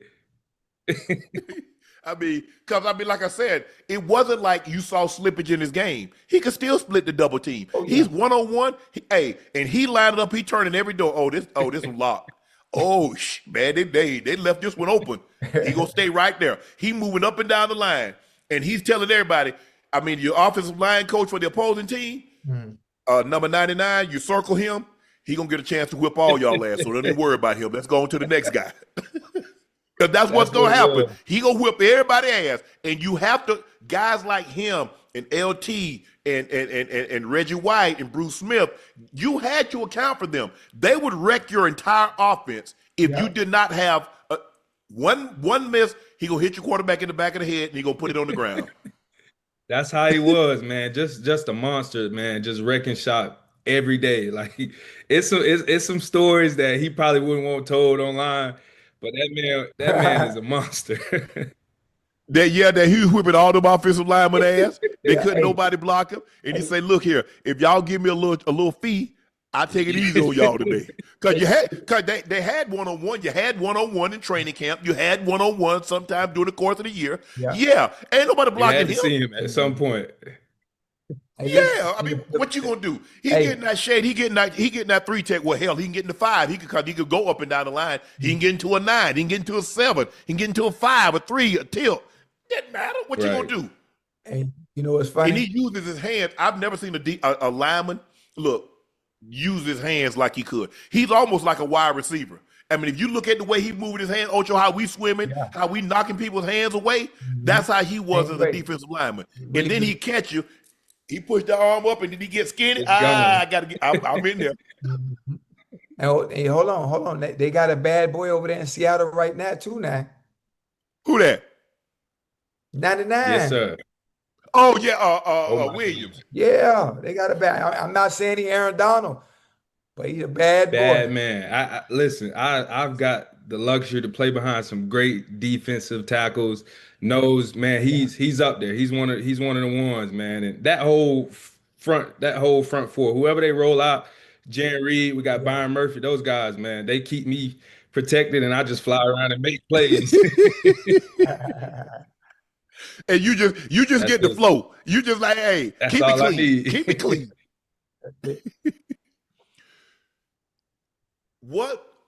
When you come in, I want to know the goals. So when you start the season, when you get ready, it's like, okay, I'll be getting ready to go to training camp.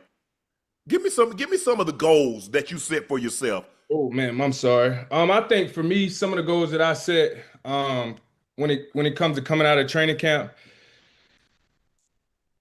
are you saying on a personal level or just far as the team? Yeah, on a personal level. Obviously, you want to win. Obviously, like if I do what I'm supposed to do, we gonna win. Cause I'm gonna get me about 150 of these things. No, for sure. Couple say picks. for me coming into this season specifically, this is the healthiest I've been. I dealt with a knee issue for the past 2 years and I'm still able to play at a Okay. pretty good level. But for me, this year was coming in healthy, and then it was from that. Let's take the next step in my game. Let's start affecting these passes that come across this middle and coverage a little bit more. Let's be more fluid out in space, make those tackles, and let's just see what happens, man. Of course, I want to go all pro. I want to be a pro bowler. But I'm all about winning, getting there, and doing what's best for my team. You want another piece of jewelry, huh? I need it. This one over here getting lonely, man. I need another one. Let me ask you a question. Do you wear it? Like when you go on road trips and you suited and booted, have you pulled it out? Do you wear it, or you just like, nah, I gotta get you a partner. I gotta get you a homeboy. No, I don't wear it. Today, I pulled it out today for the first time. Today was the first time in a while. But I don't wear it. I'm waiting to get a twin sister. Yeah, you gotta get a twin. You gotta get a That's twin it. for it. Cause he lonely up there. You know, he like, damn, I ain't got nobody to talk to. I ain't got nobody to holler at or nothing. But what's going on? I need it. And we keep going the way we're going and just keep getting better. I think we got a great shot at it. Absolutely. Ocho, you got anything else? No, I'm done. My last thing for Ocho. Hey, that Madden overall, we gotta. But tell me what gotta you tighten need. up. Tell me what you need, right? Hey, listen, I take care of the receivers and the DBs. I don't really operate with the linebackers and stuff. What you need? Speed? You need sprint? For me, it's overall. I think we lacking a couple things. The tackling, I think we do need to be better. Missed 4 tackles last year. Ain't too many people only missing 4 tackles. We got to get that up a little bit. Right. So what's your overall I think right I'm now? like an 81. Yeah, Damn. 81. Yeah, that real low. That real No, low. you know, I don't so agree funny. with that. Listen, I got a meeting with the EA team in the morning. I'm gonna address that. I'm gonna bring it up. appreciate it. I'm gonna bring it up. Like I'm really not in a position to bring it up if it's not a skill position, like receiver got you. Mm-hmm. DB. But I can sit on the table for you because it's on film. I appreciate that. That's all I play for is the film. I got you. Twin. I got Who you. y'all got this Tampa week, Bay. Ernest? That's Oh, gonna be a great good one. one. Yeah. They got them Bucky Irving and White. They can run the ball. Baker throwing it. Hey, that's gonna be a good It's gonna matchup. be a good one. It's gonna be a good one. They come out to Lumen, so we'll see them Sunday. See, I played in Lumen before y'all before y'all wasn't good. It wasn't no crowd noise. Matter of fact, Ocho, you know how to be like this here? I was on the opposing team, like, get it up, damn. I feel like I'm in church. It's gonna pop this week. The hell? It's gonna pop this week. For sure. So when you got to Seattle, did you go to the market? I haven't been yet. Damn, Ernie, what the hell you waiting on? Hey, you got to go I catch the got here in fish. October. The only thing I was trying to do was figure out a playbook. I get you. I was trying to figure that out, but we gonna get there. Me and my wife gonna get down there at some point. Hey, So man, you like seafood? You like fish? I go for fish. I'm allergic to shrimp, but other seafood I'm solid. See, I'm allergic to shellfish also. It's just shrimp for me, which is crazy. No, shrimp, lobster, crab, oysters, scallop. It's a South Georgia. Now I can eat calamari. I love calamari. But that's the difference. That's a crustacean and a mullet. So they're two different. Well, I'll tell Yes, you sir, about it we- later, Ocho. But anyway, hey, you don't. What's your diet like? You're not one of them healthy eaters and eat all that good stuff. Ocho, I'm gonna be mad here. I'm like you. I'm gonna get it in. I'm gonna get it. I will say I ain't been to McDonald's in a minute, but I'm gonna get full. I'm gonna just eat. See, that's what I'm talking about. And people want to understand. They want to question, well, why is he so good? Why is he great? Why is he one of the best in the NFL? You know why? Because he eats the way he's supposed to I'm eat. on the South Georgia clean diet. that. Hey, clean that diet up. I guarantee you, all Okay. pro. No, First that- team. Hey, you clean the diet up, you're gonna Clean be that diet up. First team, all pro. Pro Bowl. No. I got you. Get you about 5 forced fumbles, 3 picks. Now you know with 135 tackles, 4 forced fumbles, 2 fumble recoveries, and 3 picks. Now they're talking about DPOY. Yeah. That's what they're talking about. I don't know if you want that or not, but you I clean want that it. diet I'm up. gonna get it done. I'm gonna get it Hey, done. That's what I'm talking about. hey, listen. Don't be listening to Ocho. Hey, I tell you one thing. whatever you put in your system ain't got nothing to do with making none of that he just named. I got you, man. Ernest, man, thank you, man. Appreciate you joining us tonight. Best of luck. Yes, Stay sir. I healthy. appreciate y'all. Hey, and when that season turns out the way you want it, come back and talk I to got us you. again. Thank y'all for having me. Appreciate you, bro. Uh, Ernest Jones IV, starting middle linebacker for the Seattle Seahawks, man. He's an unbelievable player. I mean, I was shocked. I was absolutely shocked that when they traded him, Ocho. Because I didn't see, because I'm like, man, no, he can really play. oh yeah, absolutely. No, yeah, he could really play. And the funny, So I'm absolutely shocked that and they moved him. yeah, the funny thing too about it, Unc, when you move a player that's that good and makes that kind of impact at that position, that means there's somebody else that they see behind him that they believe in. And I'm not sure who that is right now.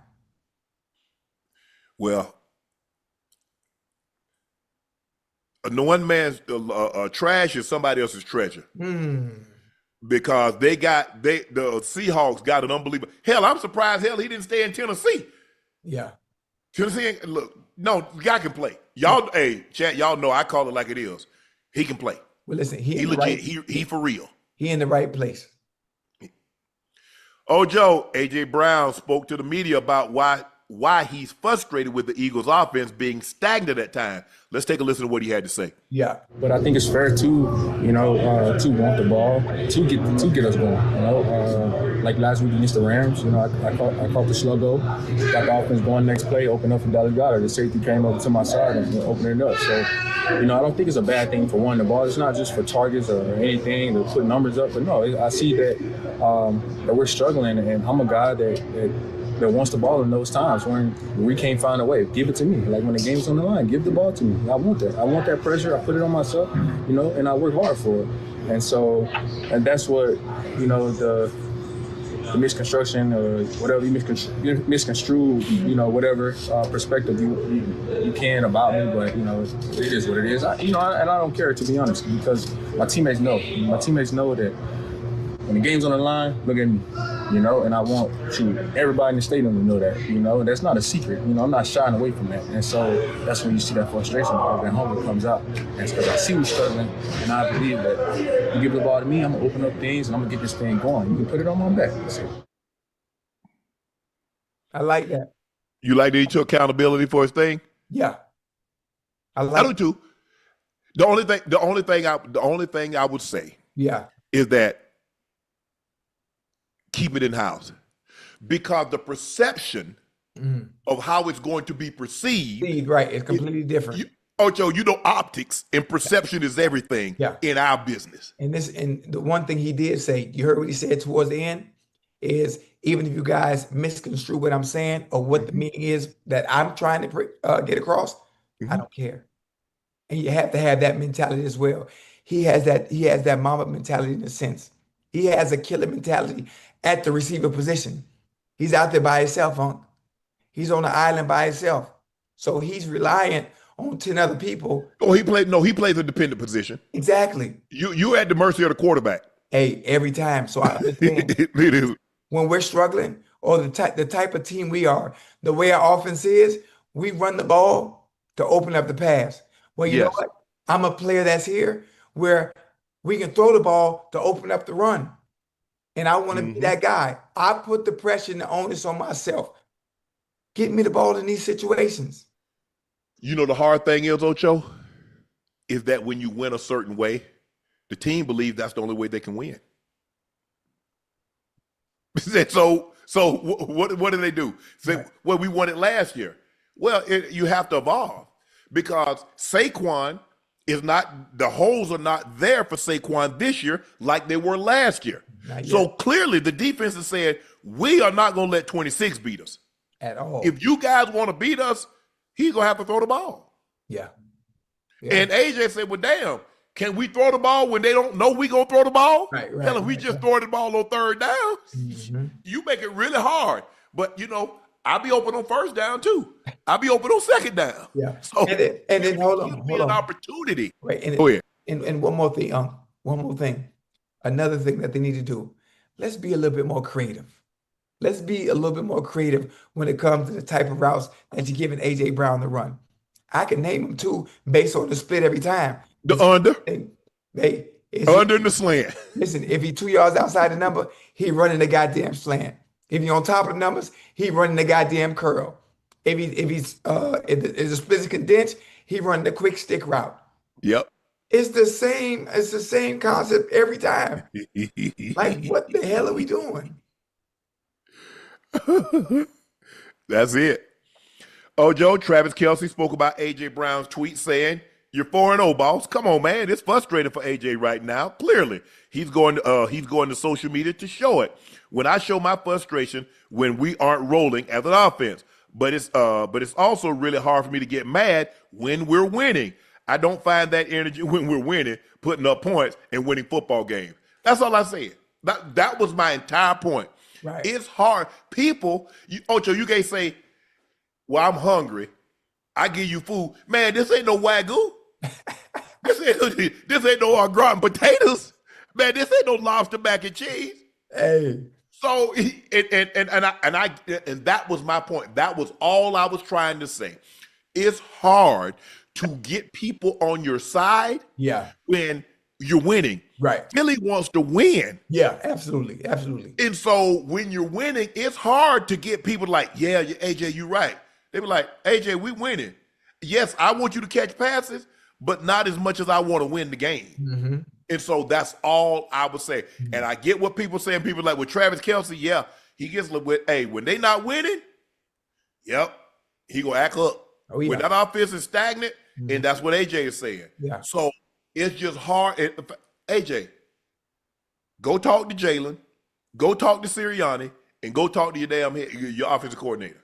Yeah. That's what I'm talking to. Listen, I ain't gonna put no tweet out. I ain't gonna say I ain't gonna put nothing on no Twitter, Ocho. I'm going to talk to them because I got a direct line. I know, I know where your office is, and I know I got her phone number. You don't think he done did that? You don't think he I'm done gonna keep did doing that? it. Because we had the same problems last year. You don't think he's done that? I think the first step is he probably went and had those conversations already, and nothing has changed. Mhm. Nothing changed. Now we in the next year, and the same shit's still going on. But again, I give you a prime example. It's early- Monday night, what did you see Chase do? Chase walked right up to Zach Taylor, didn't he? and he was He ain't frustrated. put that. He walked right up to him. He was frustrated. He was frustrated. And I'm curious to see. And it don't get no easier this week, Unc. It don't they get no play? easier this week. They play Detroit. Oh Lord! They play Detroit. So, And you know Detroit put points on the board, Ocho. but who you telling? They scored 50 week before last, and they scored 40 the last game. We don't have no choice. Zach Taylor spoke to the media today and said there's no need for us to bring another quarterback in, a veteran, because we believe in Jake Browning. I said, well, shoot, if we believe in Jake Browning, I ain't got no choice but to get on that bus too. Let me guess where I'm at right now Where? in Cincinnati. Guess who I'm going to talk to in the morning? Who? The team. Because I'd be damned. What you gonna talk about? I'd be damned if I get embarrassed Sunday. I'll be damned. I'm going to the game Sunday. Obviously, I'm gonna leave the game. I'm going to the game Sunday. Don't worry about it. You can leave at halftime. It'll be over. Hey, listen. Hey, Unc. But when they get, Hey, Chad, we gonna start on time. hey, Unc, when they get this pep talk from me, before that game, it's a wrap. I'm telling you. I'm telling you. Oh, okay. I can't wait to hear this pep talk. Hey, matter of fact, you know what? I'm so happy. And just speaking back about, like, I know you ain't sent me none of my gifts, but I got a nice gift for you. I got a nice gift. Ocho, what haven't I sent you? Hold on. I got a nice gift for you to show you my appreciation and thanks for giving me the opportunity. I got you an awesome gift. You know what, Ocho? I'm gonna send you. You know what, Ocho? I'm gonna send you your gift. I'm gonna send you your. You didn't even ask me what the gift was. Nah, I don't need to know. That's, the whole point is, okay, Ocho, what's the gift?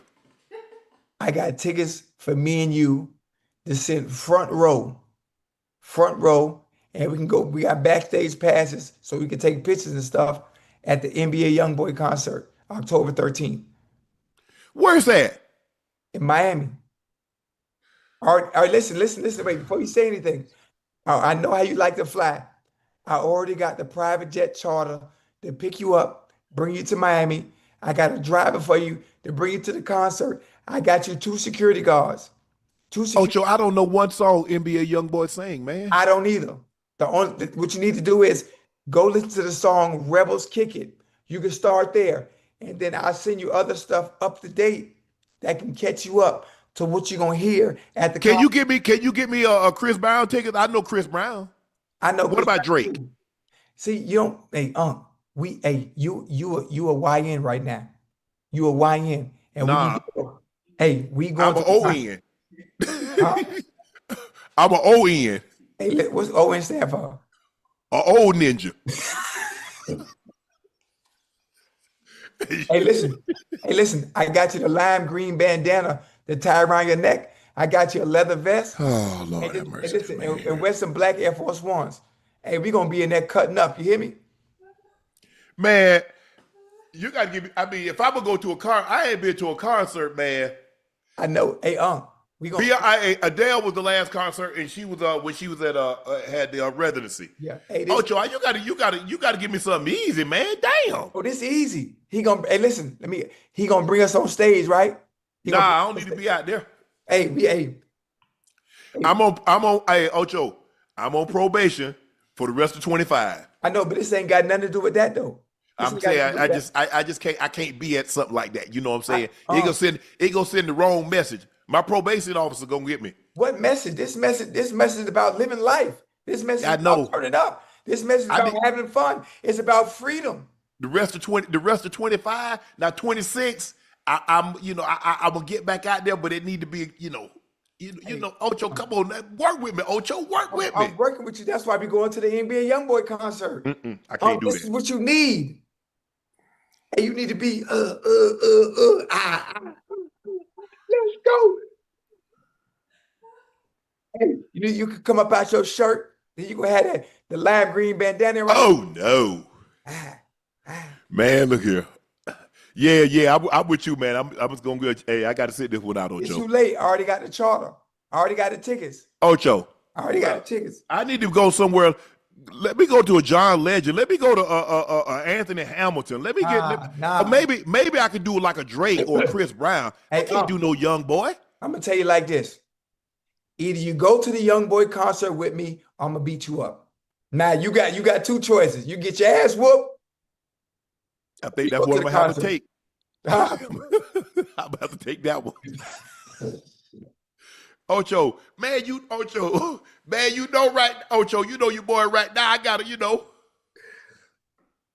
Hey, I'm telling you, when you get in that atmosphere at that concert, I'm telling you, you're gonna feel like, damn, I ain't felt like this in a long time. You get loose, man. You just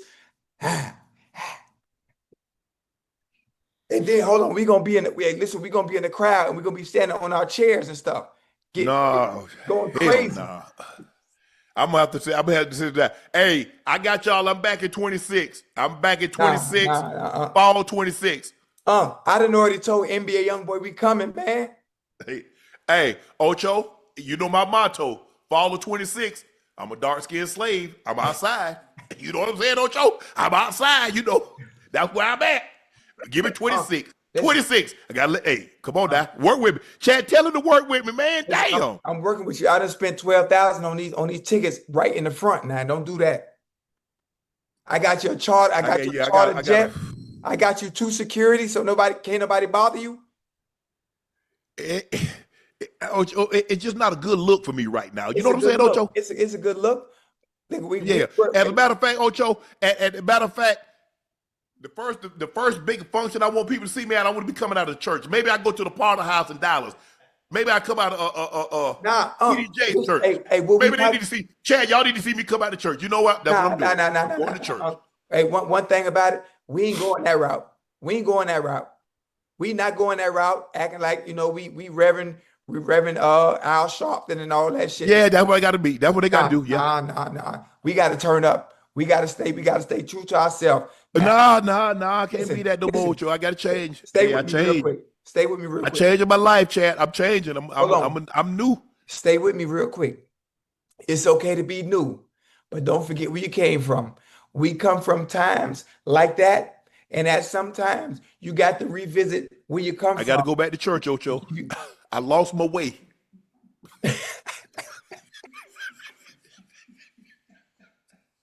I lost my way. I got to go back to church. Chad, I know y'all understand. I know y'all listen to y'all want Unc to do something or do something. But that Unc, I had to put him up. I had to put him on the shelf. Hey, listen. Hey, that Unc you trying to put on the shelf is what made us who we are. I know, Ocho, but we can't lose that gotta dynamic. reinvent myself. If we lose that dynamic, then that doesn't make us who we are. We can't lose that aspect of what makes us us. So you can't go the Kirk Franklin route. That ain't nobody want to hear that. Hey, as a matter of fact, Ocho, don't be surprised when y'all see me in the airport. I'm carrying my Bible. I'm just saying. I'm just saying. That's where I'm at, Ocho. I'm just saying. That's where I'm at. I'm carrying my Bible, Ocho. I'm changed. Listen, I'm all for change. As a matter of fact, I told Jordan to come pick me up. Jordan be going to church. I told Jordan, swing by and scoop your Unc up. Hey, I'm telling you that ain't it, Unc. That ain't it. Listen, I'm with you when you're right, but there's certain things you have to still remain yourself. You can back. Hey, listen, you can backslide. You backslide. Ocho, I can't. God forgave you already. God forgave you already. Whatever's for you is for you. You didn't got to do all that extra stuff. I just need to carry the Bible just for a little while, Ocho. But I tell you what, get the Bible. You got the Old Testament, New Testament. I got the Bible, King James Version. Okay, they got the Old and the New Testament. I tell you what, bring your both King Bibles James. have both testaments. Got you. Listen, I ain't never seen a Bible with just one testament. I got you. Bring your King James Version. Bring your King James Version Bible, October 13th, to the concert and be a young boy. I tell you that. Listen, I'm gonna give you a scripture. One that I go off of. Philippians 2, verse 27. For thou hast not tried to live perfect, thou shalt backslideth at some point in life. But you must stay authentic to thyself, because no man is perfect. So I'll see you October 13th. You see, I got my thing. I'm coming, most gracious and holy Heavenly Father. I come to thee in the most humble way I know how. Bow head, humble heart on bent knee. Realizing that you're God of God, Lord of lords, kings of kings. Ocho, I'm done, Ocho. Your boy out. Your boy out. Hey. I already got the Stacey Adams, Liam Fox.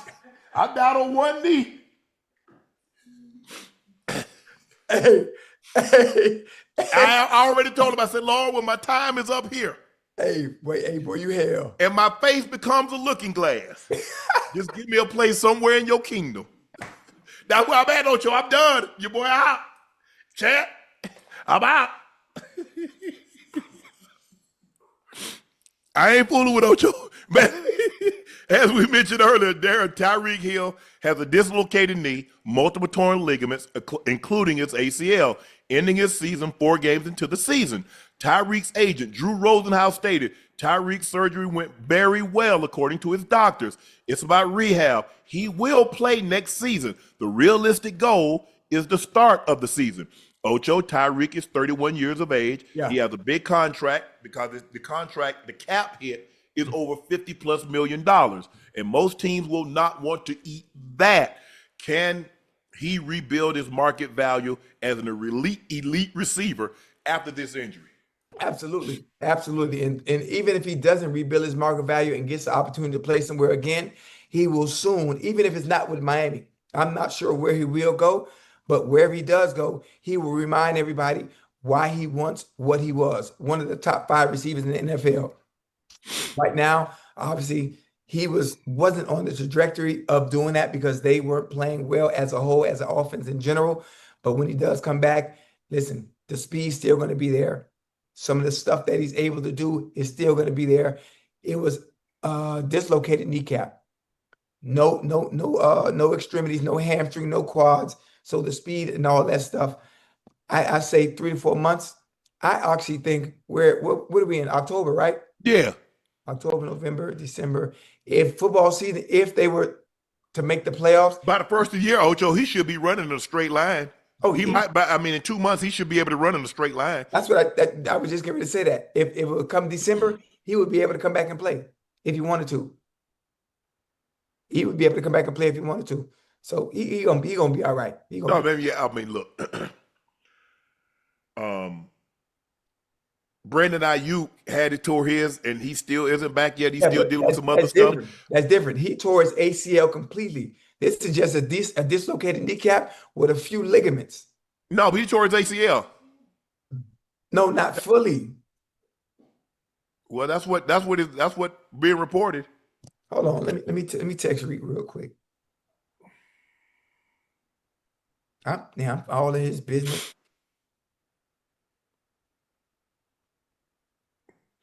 Look, all I know is I'm calling Adrian Peterson. I'm gonna say, AP, I want to know everything that you did. Right. How long you did it, how often you did it. Oh yeah. If you was in a hyperbaric chamber, Right. I'm getting a portable hyperbaric chamber. Right. If you did infrared sauna, I'm doing infrared sauna. I'm doing whatever you did.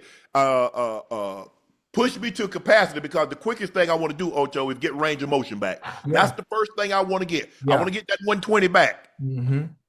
Once I get that range of motion back, I'm thinking about building that quad if I got to get that strength. So I'm gonna put the steel machine, because I want the muscles firing. Yeah. Because that's a take you a couple of some aspirin, some Tylenol, so that pain, because they gonna push you. The thing is with athletes, Ocho, if you're a normal person, you get to go to rehab twice a week. Right. An athlete, they go to rehab twice a day, 5 days a week. Yeah. That's why, and plus they got youth on their side. They got musculature on their side. Right. And they got the best that money can buy as far as PT, Therapy, physio, and doctors. resources. So Yes. he could go anywhere and have that surgery. He could have went to Dr. Neil Elatrosh, or he could have went to the Curlin Job. That's what did my hips, Right. or Stedman Hawkins or James Andrews, or whatever the case may be. But I hope Tyreek gets another opportunity. Hope. I want him. Look, Ocho, he got speed to burn. So let's just say, for the sake of argument, Ocho, he ain't 4.2 no more. He 4.3. Wow, I'm so disappointed. The man can only run 4.3. Right. Right. That should be a luxury for us to have, Ocho. Yeah. Yeah. He gonna be all right. He gonna get opportunity. I'm excited to see where he goes. If it's not back to Miami, I'm sure it'll be somewhere else. There are so many teams that can use a threat, a dynamic threat at that, like Tyreek Hill. And he's gonna show once he's back healed, and he's going to make videos running full speed. Yep. He's gonna look like he never left the game. The thing is the thing that he got to do, Ocho, is stop planting cut. Yeah. Because that's everything for a receiver. Yeah. He's gonna be able to run in a straight line in probably 2.5, 3 months. Mm-hmm.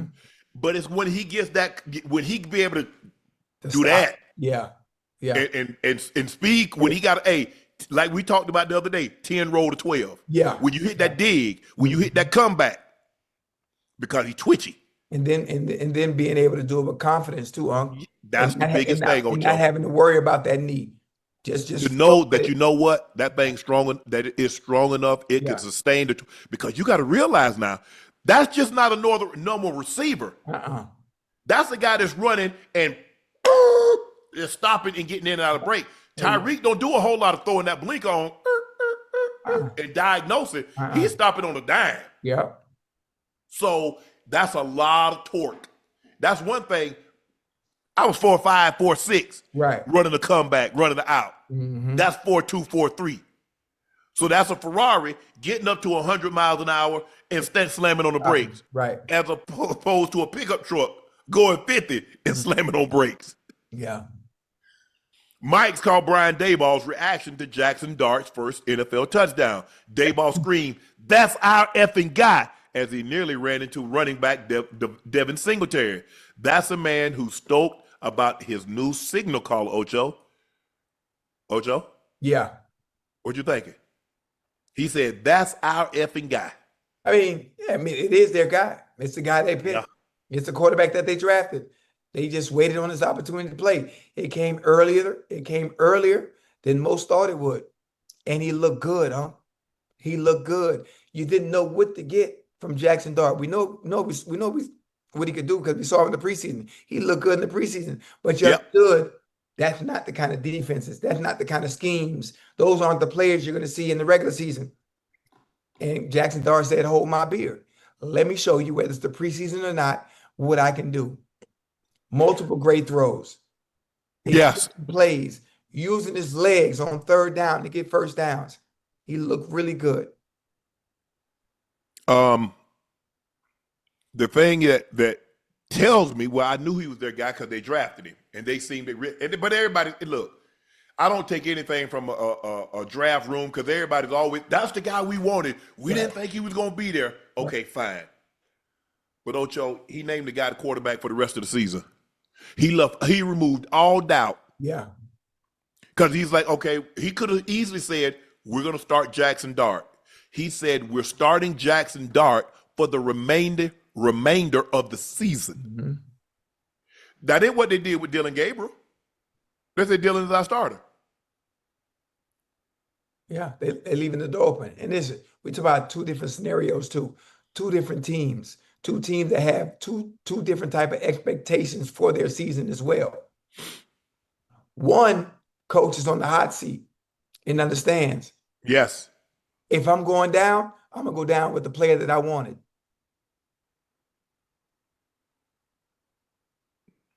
It's going to be, look, that's their guy. They wanted him. And he played really well. Look, the one thing you can say about Lane Kiffin, he can coach his ass off offensively. Yeah, and he can coach the quarterbacks.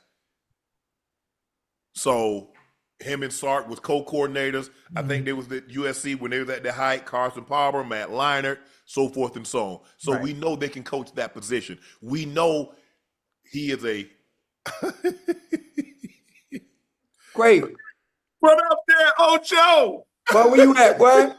Well, I'm in my crib, man, living the good life, man. I'm over here looking good, baby. Yeah. Well, you know what? Y'all know who it is, but I give an introduction anyway. That's my dog. Quake, what it do, man? Man, I'm living on. I got a special out called Joke Telling Business.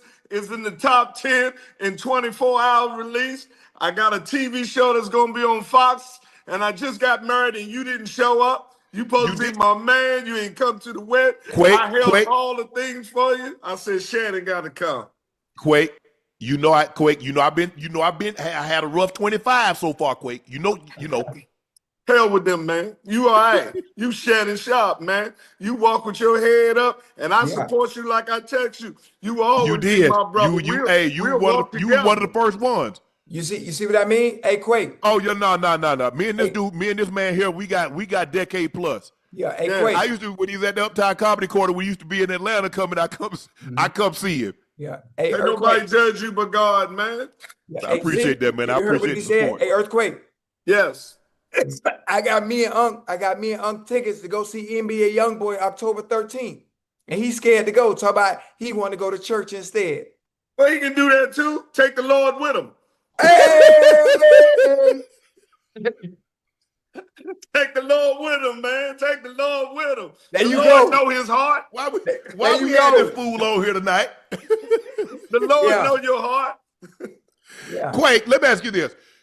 When you get ready, when Netflix call and they say, okay, Quake, we like to do a special X, Y, and Z, how long did it take you to put this set together? It was already ready. I'm like, Ocho, I'm ready, man. You ready? Set. I keep jokes. That's why it's called Joke Telling Business. I'm in the joke telling business.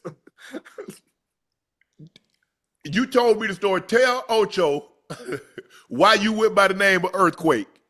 Oh, man, because, hey, Ocho, this wasn't no epiphany. I just tried this one time. Right. And, I got him in the military for 9 years. And, I got a family that's so critical, so I ain't want to mess up my good name. So if it didn't work out, you understand? Because my family said, he got out the military and went to Atlanta trying to be Richard Pryor. He must be on that thing. So I said, if it didn't work out, somebody say, hey, Earthquake. I said, my name ain't Earthquake. My name Nathaniel. I don't even know no Earthquake. But it worked out. That's when you know what I mean? I ain't going to mess up my good name. Yeah, that's a good So one. Quake, when as a comedian, and you say you're in the joke telling business, and you know you were one of the first ones, because you, like when I started Club Shay Shay, you were one of the first ones I reached out. You say, bro, whatever you need, I'm there. Right. How often do you tour? How often? How many dates out there? 365. How many tour dates a year are you on the road? Man, it's 52 weeks in. I do about 46. Damn. Damn. Hey, man, you got to pay for this heel. This heel ain't free. This heel See, is on. you got that big house now. Yes. Got that wife. I got to go out and get it. She feeds me and kick me out the door and say, go get it. Go make this money. Hey, Quake, what you think? You know, I'm thinking about doing stand up. Come on, I'll bring you on. You can always work with me. We'll start with 2 minutes and work you all the way up. Okay. No, Quake. But Quake, you know, we talked about it. You're like, hey, man, you can really do this. I'm thinking about it, Quake. Come on out. It's therapeutic. You I'm ready. understand what I'm saying? Because I got these jokes that, you know, I got 1,000 jokes on me. I ain't talking like 4 of them. Hey, I watch you. You got some one-liners. You'll give half of the comedians that's out here now a run for their money. Hey, I got some good ones, boy. Yeah. Ocho, you got a plethora. How white you say plethora? I'm ready. Matter of fact, I'm gonna give you a small example right here. Watch this. Hey, Unc, do me a favor. Go ahead. Repeat after me. Okay. Blue. Blue. The cat is red. Cat is red. What color is grass? What color is grass? That's a good one. That's a good one. Yeah, you thought I was gonna say green, didn't you? No, you need a little help on that, Ocho. Yeah, I lost that one. Our people boo you by the time you got to that green one. You understand? It took too long. You got to get in there. You got to be like your boxing. You got to put them hands on them. Okay. Quick with it. I'm gonna work on my material, and my delivery. Yeah, that's what you got to work on. You'll be good after that. All right. So Quake, when they came to you, you had already this set that you did for Netflix. You had already had it ready, waiting for someone, like maybe it was going to be Netflix or whomever, Amazon, whatever the case may be. So you had this already lined up. Well, see, when you're a touring comedian such as myself, every year you got to come up with a new set. We're not like rappers or singers. We can't tell the same joke that was a hit. So I'm already in it. You know what I mean? So when it's ready, they get the call. I say, this is the jokes that's for sale right now. And I sell them to them. And keep on going with it. And that's what happens. So now I'm going to be in Houston this weekend, and I'm going to start all over again. Quake, you know what? In this age, when you first started, Quake, you could tell a joke damn near for a whole year, because you was in Houston, and you go to Dallas, and you go to Atlanta, and you go to Miami, and you go to this place, that place. There was really no way to commute, man. Quake told his joke. Now, you tell one joke, you damn near got to get a whole set. When you in Houston, you move to Dallas, you got to damn near get a whole set, because everybody done posted your issue online. Yeah, that's why you got to keep them cameras out the comedy clubs. Okay. You understand? That's why you got to do like Dave Chappelle, put them in them little bags. Yep. You got to put them in there and keep them that way. But I don't worry about that, man. I'm just the same way. I don't worry about nobody stealing my jokes. You might could take the jokes, but you can't take the creator, because it's who told them that makes it everything. So that's where I'm at with it. And I'm like McDonald's. I'm over 1 billion joke told. I'm going to create another one. I'm going to keep on giving it to you. I make hamburgers every day. Hold on. I got another one. Quake, come on. Talk to me. You ready? Come on. What do you call a singer with a laptop on her head? What do you call a singer with a laptop on his head? What? Adele. Something wrong with your boy, man. Go get him tested. Go get him today. Go show you something else, boy. Wait, let me ask you, how long are you going to stay in the joke telling business? Are you going to do this? Say, as long as they laughing, as long as I can keep people laughing, I'm going to tell jokes. I might be 65, I might be 70, I don't know. I ain't got no time limit on it. The great thing about being a comedian, you can do it till the Lord taps you on the shoulder and say he need to see you in the office. You can sit on, you can roll us up and put us in a chair and just tell them jokes from the chair and put a microphone in their face. So as long as I'm confident and my mind is good, I'm gonna tell them to God tell me to go, because I love it. I love making people laugh, and I'm great at it, humbly feeling of putting them together. And it's a high like nothing else. And then again, it's therapeutic. Instead of going talking to A getting a therapist? therapist and giving him $100 or $200 an hour, I stand on stage and collect $200, $300 an hour. Share my pain, baby. And it's beautiful. So, comedian, as a comedian, your job is to take an event that's happened to you or something you know are true and make it funny.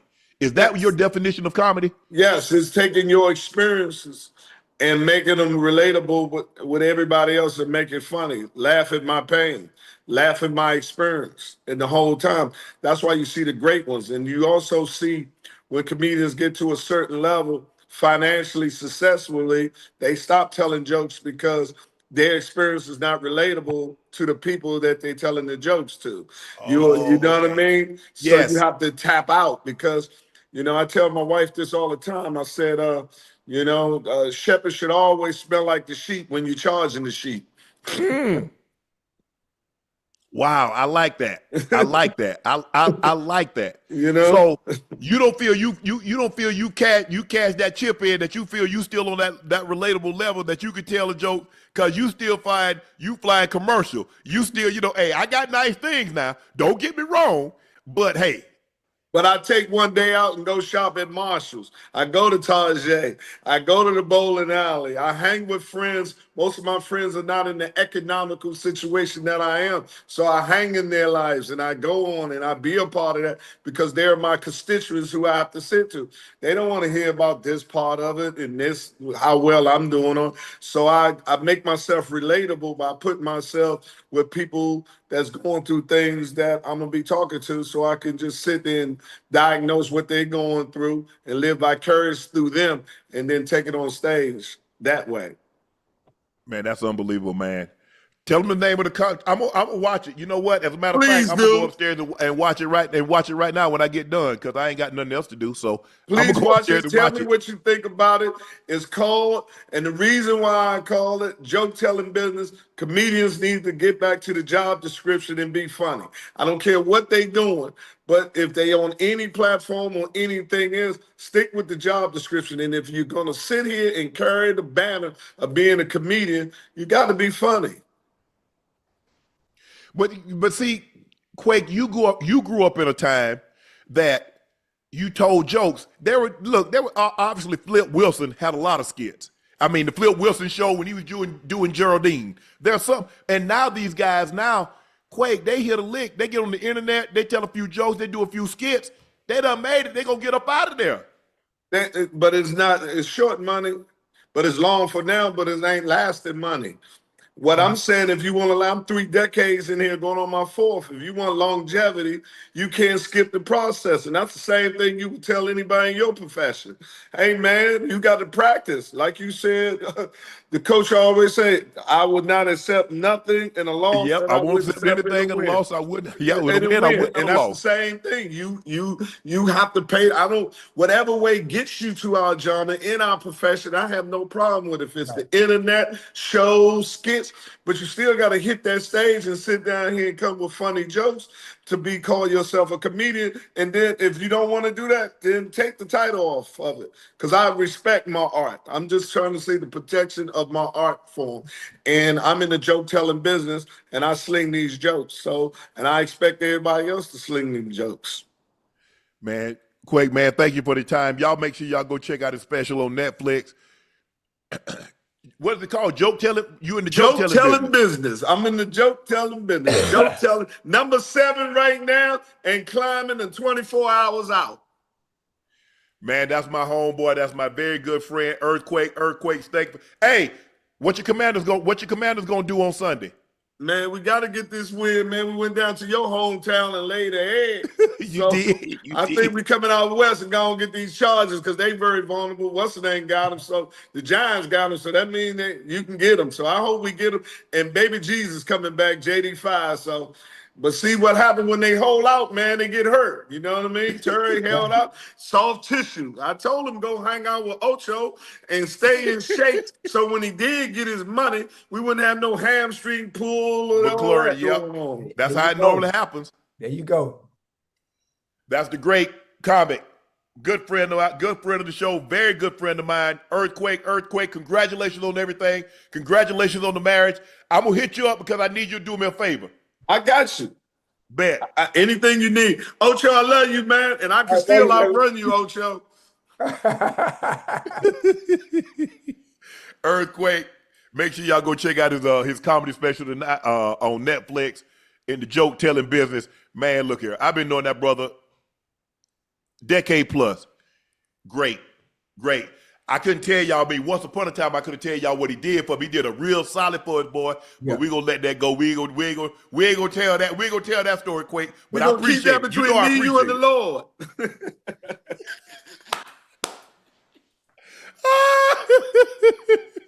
All right, Ocho, we're gonna get back to our final segment of the evening. It's time for Q and A.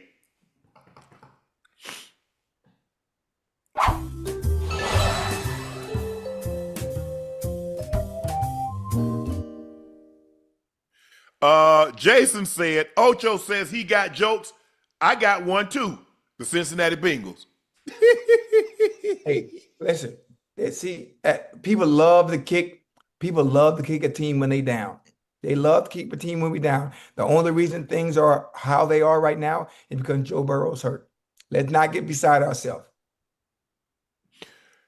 Zeldorf said, we need to start a GoFundMe to get Ocho a t-shirt with the Browns and the Bengals logos, including words, toilet bowl champions, because they're only the 9 bowl Ocho Bengals will ever win. Okay. Damn, Ocho. Okay. I see we got jokes. Okay. Dylan Benavidez. With a great tight end play, I need to talk, someone's always bring up, but I need to ask Unc, am I tripping on how good Alger Crumpler was? Crump was good. Yeah, he Crump played was- unbelievable. He was with Vic. Yeah, I think Crump went to like 4 or 5 Pro Bowls. Yeah, Crump was nice. Yeah. For a man his size, he wasn't supposed to be able to move like that, Ocho. He was a big boy. Crump Yeah, was a yeah. boy. Hey, what was the receiver played with Crump? What, 83? He was white. He was white though. Yeah, White, yes. Roddy White. Right, yeah, Roddy White and Roddy White, Peerless Price. Phyllis Price. Yeah. The long gun, love Nightcap. Ain't much fun, but I got 5 on it for y'all. Keep pushing, brothers. Thank you, bro. Thank you. Appreciate the support. Sir_Cates, my guys. Ocho, if the Bengals miss the playoff this year, Zach Taylor gone. And is. No, he won't. Lamar Robinson and Unc and Ocho, if I could have one, if you could have one meal your grandma made for you, what would it be? For me, it would be my grandmother's grilled cheese. Listen, for me, it'd be my grandfather, and it's way back in the 90s. I don't know how he did it. Remember that evaporated milk came in a can with the cow on the front? Yeah. Borden's. He used to make me cream of wheat, I don't know how he did it. Ooh. That cream of wheat was so good, oh my God. But I'd do anything. Obviously, it's impossible now, but just to have that cream of wheat again as a little kid, I used to beg for that. Me, it'd probably be stewed chicken and rice or squirrel and rice. Fried squirrel. Fried squirrel. But stewed chicken, man, I love, man.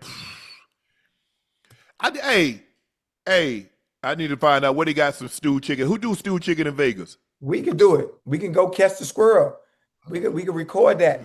You heard me? I got a slingshot. Yeah, okay.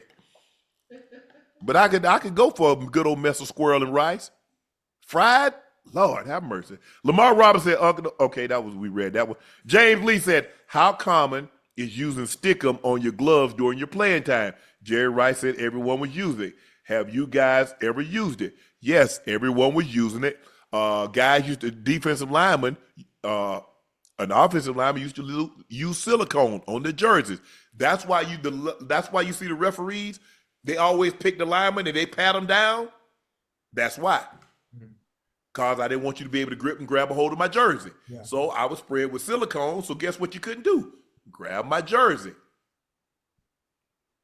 And guys, offensive linemen would spray stick them on their hands because when they grabbed the jersey, they wanted to be able to hold you. Right. Yes, it was very common. Now they cut the spray. Now we didn't have the stickum like Lester Hayes and them had. They had the, Lester had it all over, and he had it all on his socks. He had it all on his forearm. He had it everywhere. And he touched the ball. That ball was done for the rest of the game.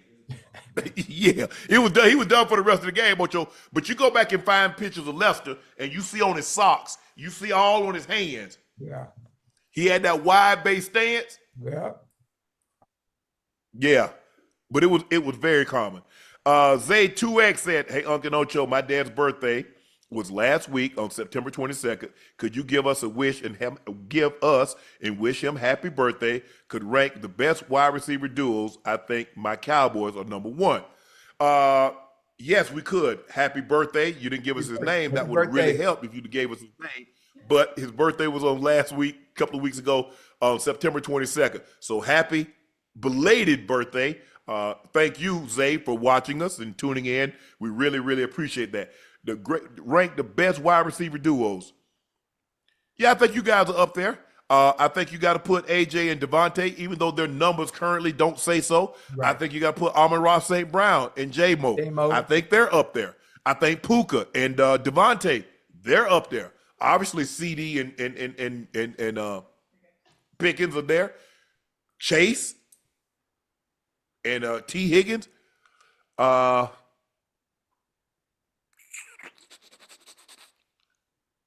Man, St. Brown got like 6 touchdowns already. Yeah. Hey, but they dishing that boy that ball, boy. Man, that joke would be.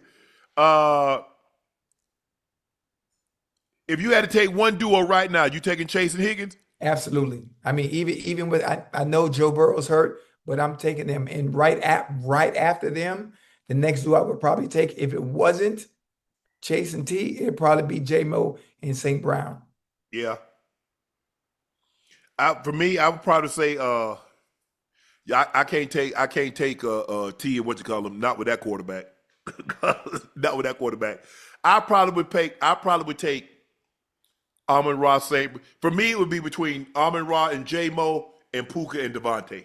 All right, that's a good one. Well, if you're gonna Matthew Stafford, Ocho, he dealing. Yeah, if you're gonna throw Puka and Devontae in there, I'm gonna throw Jefferson and Addison in there too. Good point. Great point.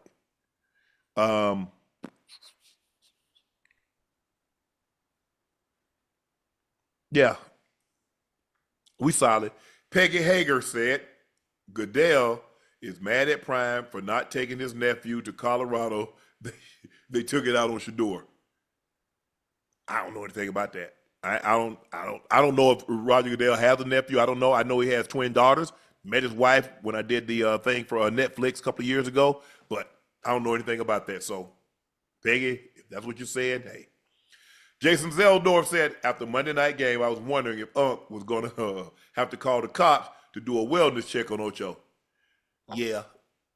We put pain. Man, that's embarrassing, Ocho. Jamal the Singer said, I know Ocho, he fell asleep under an AC, but if he keep it a buck, it was, stop eating all that, Ocho. I don't know what is. You got to say it. Booty. Bag O'Head, we were excited to have D Wall. Can you ask him if he thought those black uniforms were dope? You like those Dolphins uniforms, Ocho? Yeah, I like it. It's different. It's different, especially. I like the old school, the teals. The teal, yeah, the teal is nice with the white pants. Yep, that's nice. I think the black was something different. It look, little change don't hurt. Dr. Frankie L. Bellamy said, okay, fam, it's time for some humor. Who you got, Leslie Nielsen and Naked Gun or Jim Carrey and Pet Detective? Oh, that's a good one. Leslie Nielsen and Naked Gun. I'm going with Leslie Nielsen, too. Hey, that joke was funny, boy. Man. Hey, that was funny, boy. King of the one-liners. Hey, I think the chat might not know about the Naked Gun, though. Man, please. Naked Gun. Hey, they better go, they better stop playing. Hey, but that was funny, boy. And then the one they had, the one with OJ in it, Yeah. He was in all of them. he was. Yeah. I didn't know he was in the first one. Yeah. But funny, Jerry boy. D said, hey, Unc and Ocho, my man Jaden Blackwell did it again. He broke the world record in the 400 meters at the World Championship for the U.S. Paralympic track team. And he run the 100, and he run the 400. Jaden, congratulations, bro. Congratulations. Hey, we are very, very proud of you. We're happy for you. Congratulations again, another gold medal. Hey, we can't say congratulations and thank you enough, but continue to keep up the great work. And y'all see this? Paralympic gold medal against the world. That means you can do anything. There are no excuses. One would hear, I can't, or this or that. No. I love to see, because I normally watch it, Ocho, to see these men and women. I see, people swimming with one arm, no arms. Man, and somebody complain? Man, I ain't trying to hear nothing you saying. Nothing. Don't even talk to me about that. Because after I see these people out there with double amputees and they got the guide sometimes running with them. They blind, Ocho, got a blindfold, and they got the guy run. Hey, some of them people be damn near be out running the guide. They fast now. They be dealing. Kemper Norwood Jr. said, your Broncos photo is my wallpaper. It's because you inspire me. Kemper, thank you very much. I know who wallpaper doesn't inspire you.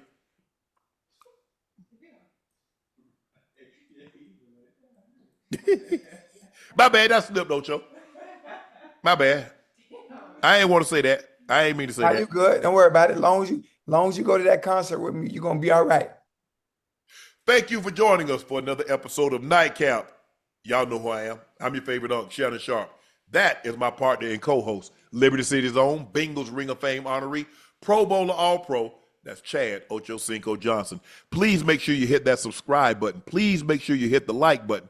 And do us a favor, go subscribe to the Nightcap podcast feed wherever you get your podcast from. We'd like to thank each and every one of you for your eyes, ears, and your word of mouth for help making Nightcap what it's become.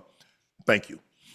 Make sure you check out Shea by LaPortier. We do have it in stock, but if you can't find it in a city or state near you, order it online. Ship it directly to your door. Best tasting premium VSOP cognac on the market. The best tasting premium VSOP cognac on the market. Don't take my word for it. Try it for yourself. You will not be disappointed, and you will believe me. Say, you know what, Unc, you got something on your hands. We believe we do. Make sure you check out my media company, Shay Media, on all of its platforms, and my clothing company, 84 with 84 being spelled out. That link is pinned in the chat. We want to thank all of our guests that joined us tonight. Darren Waller, tight end, Miami Dolphins.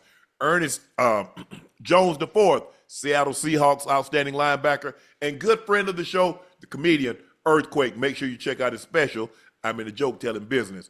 Thank you guys for joining us for Nightcap. We'll see you tomorrow after the game. I'm Unc. He's Ocho. See you tomorrow.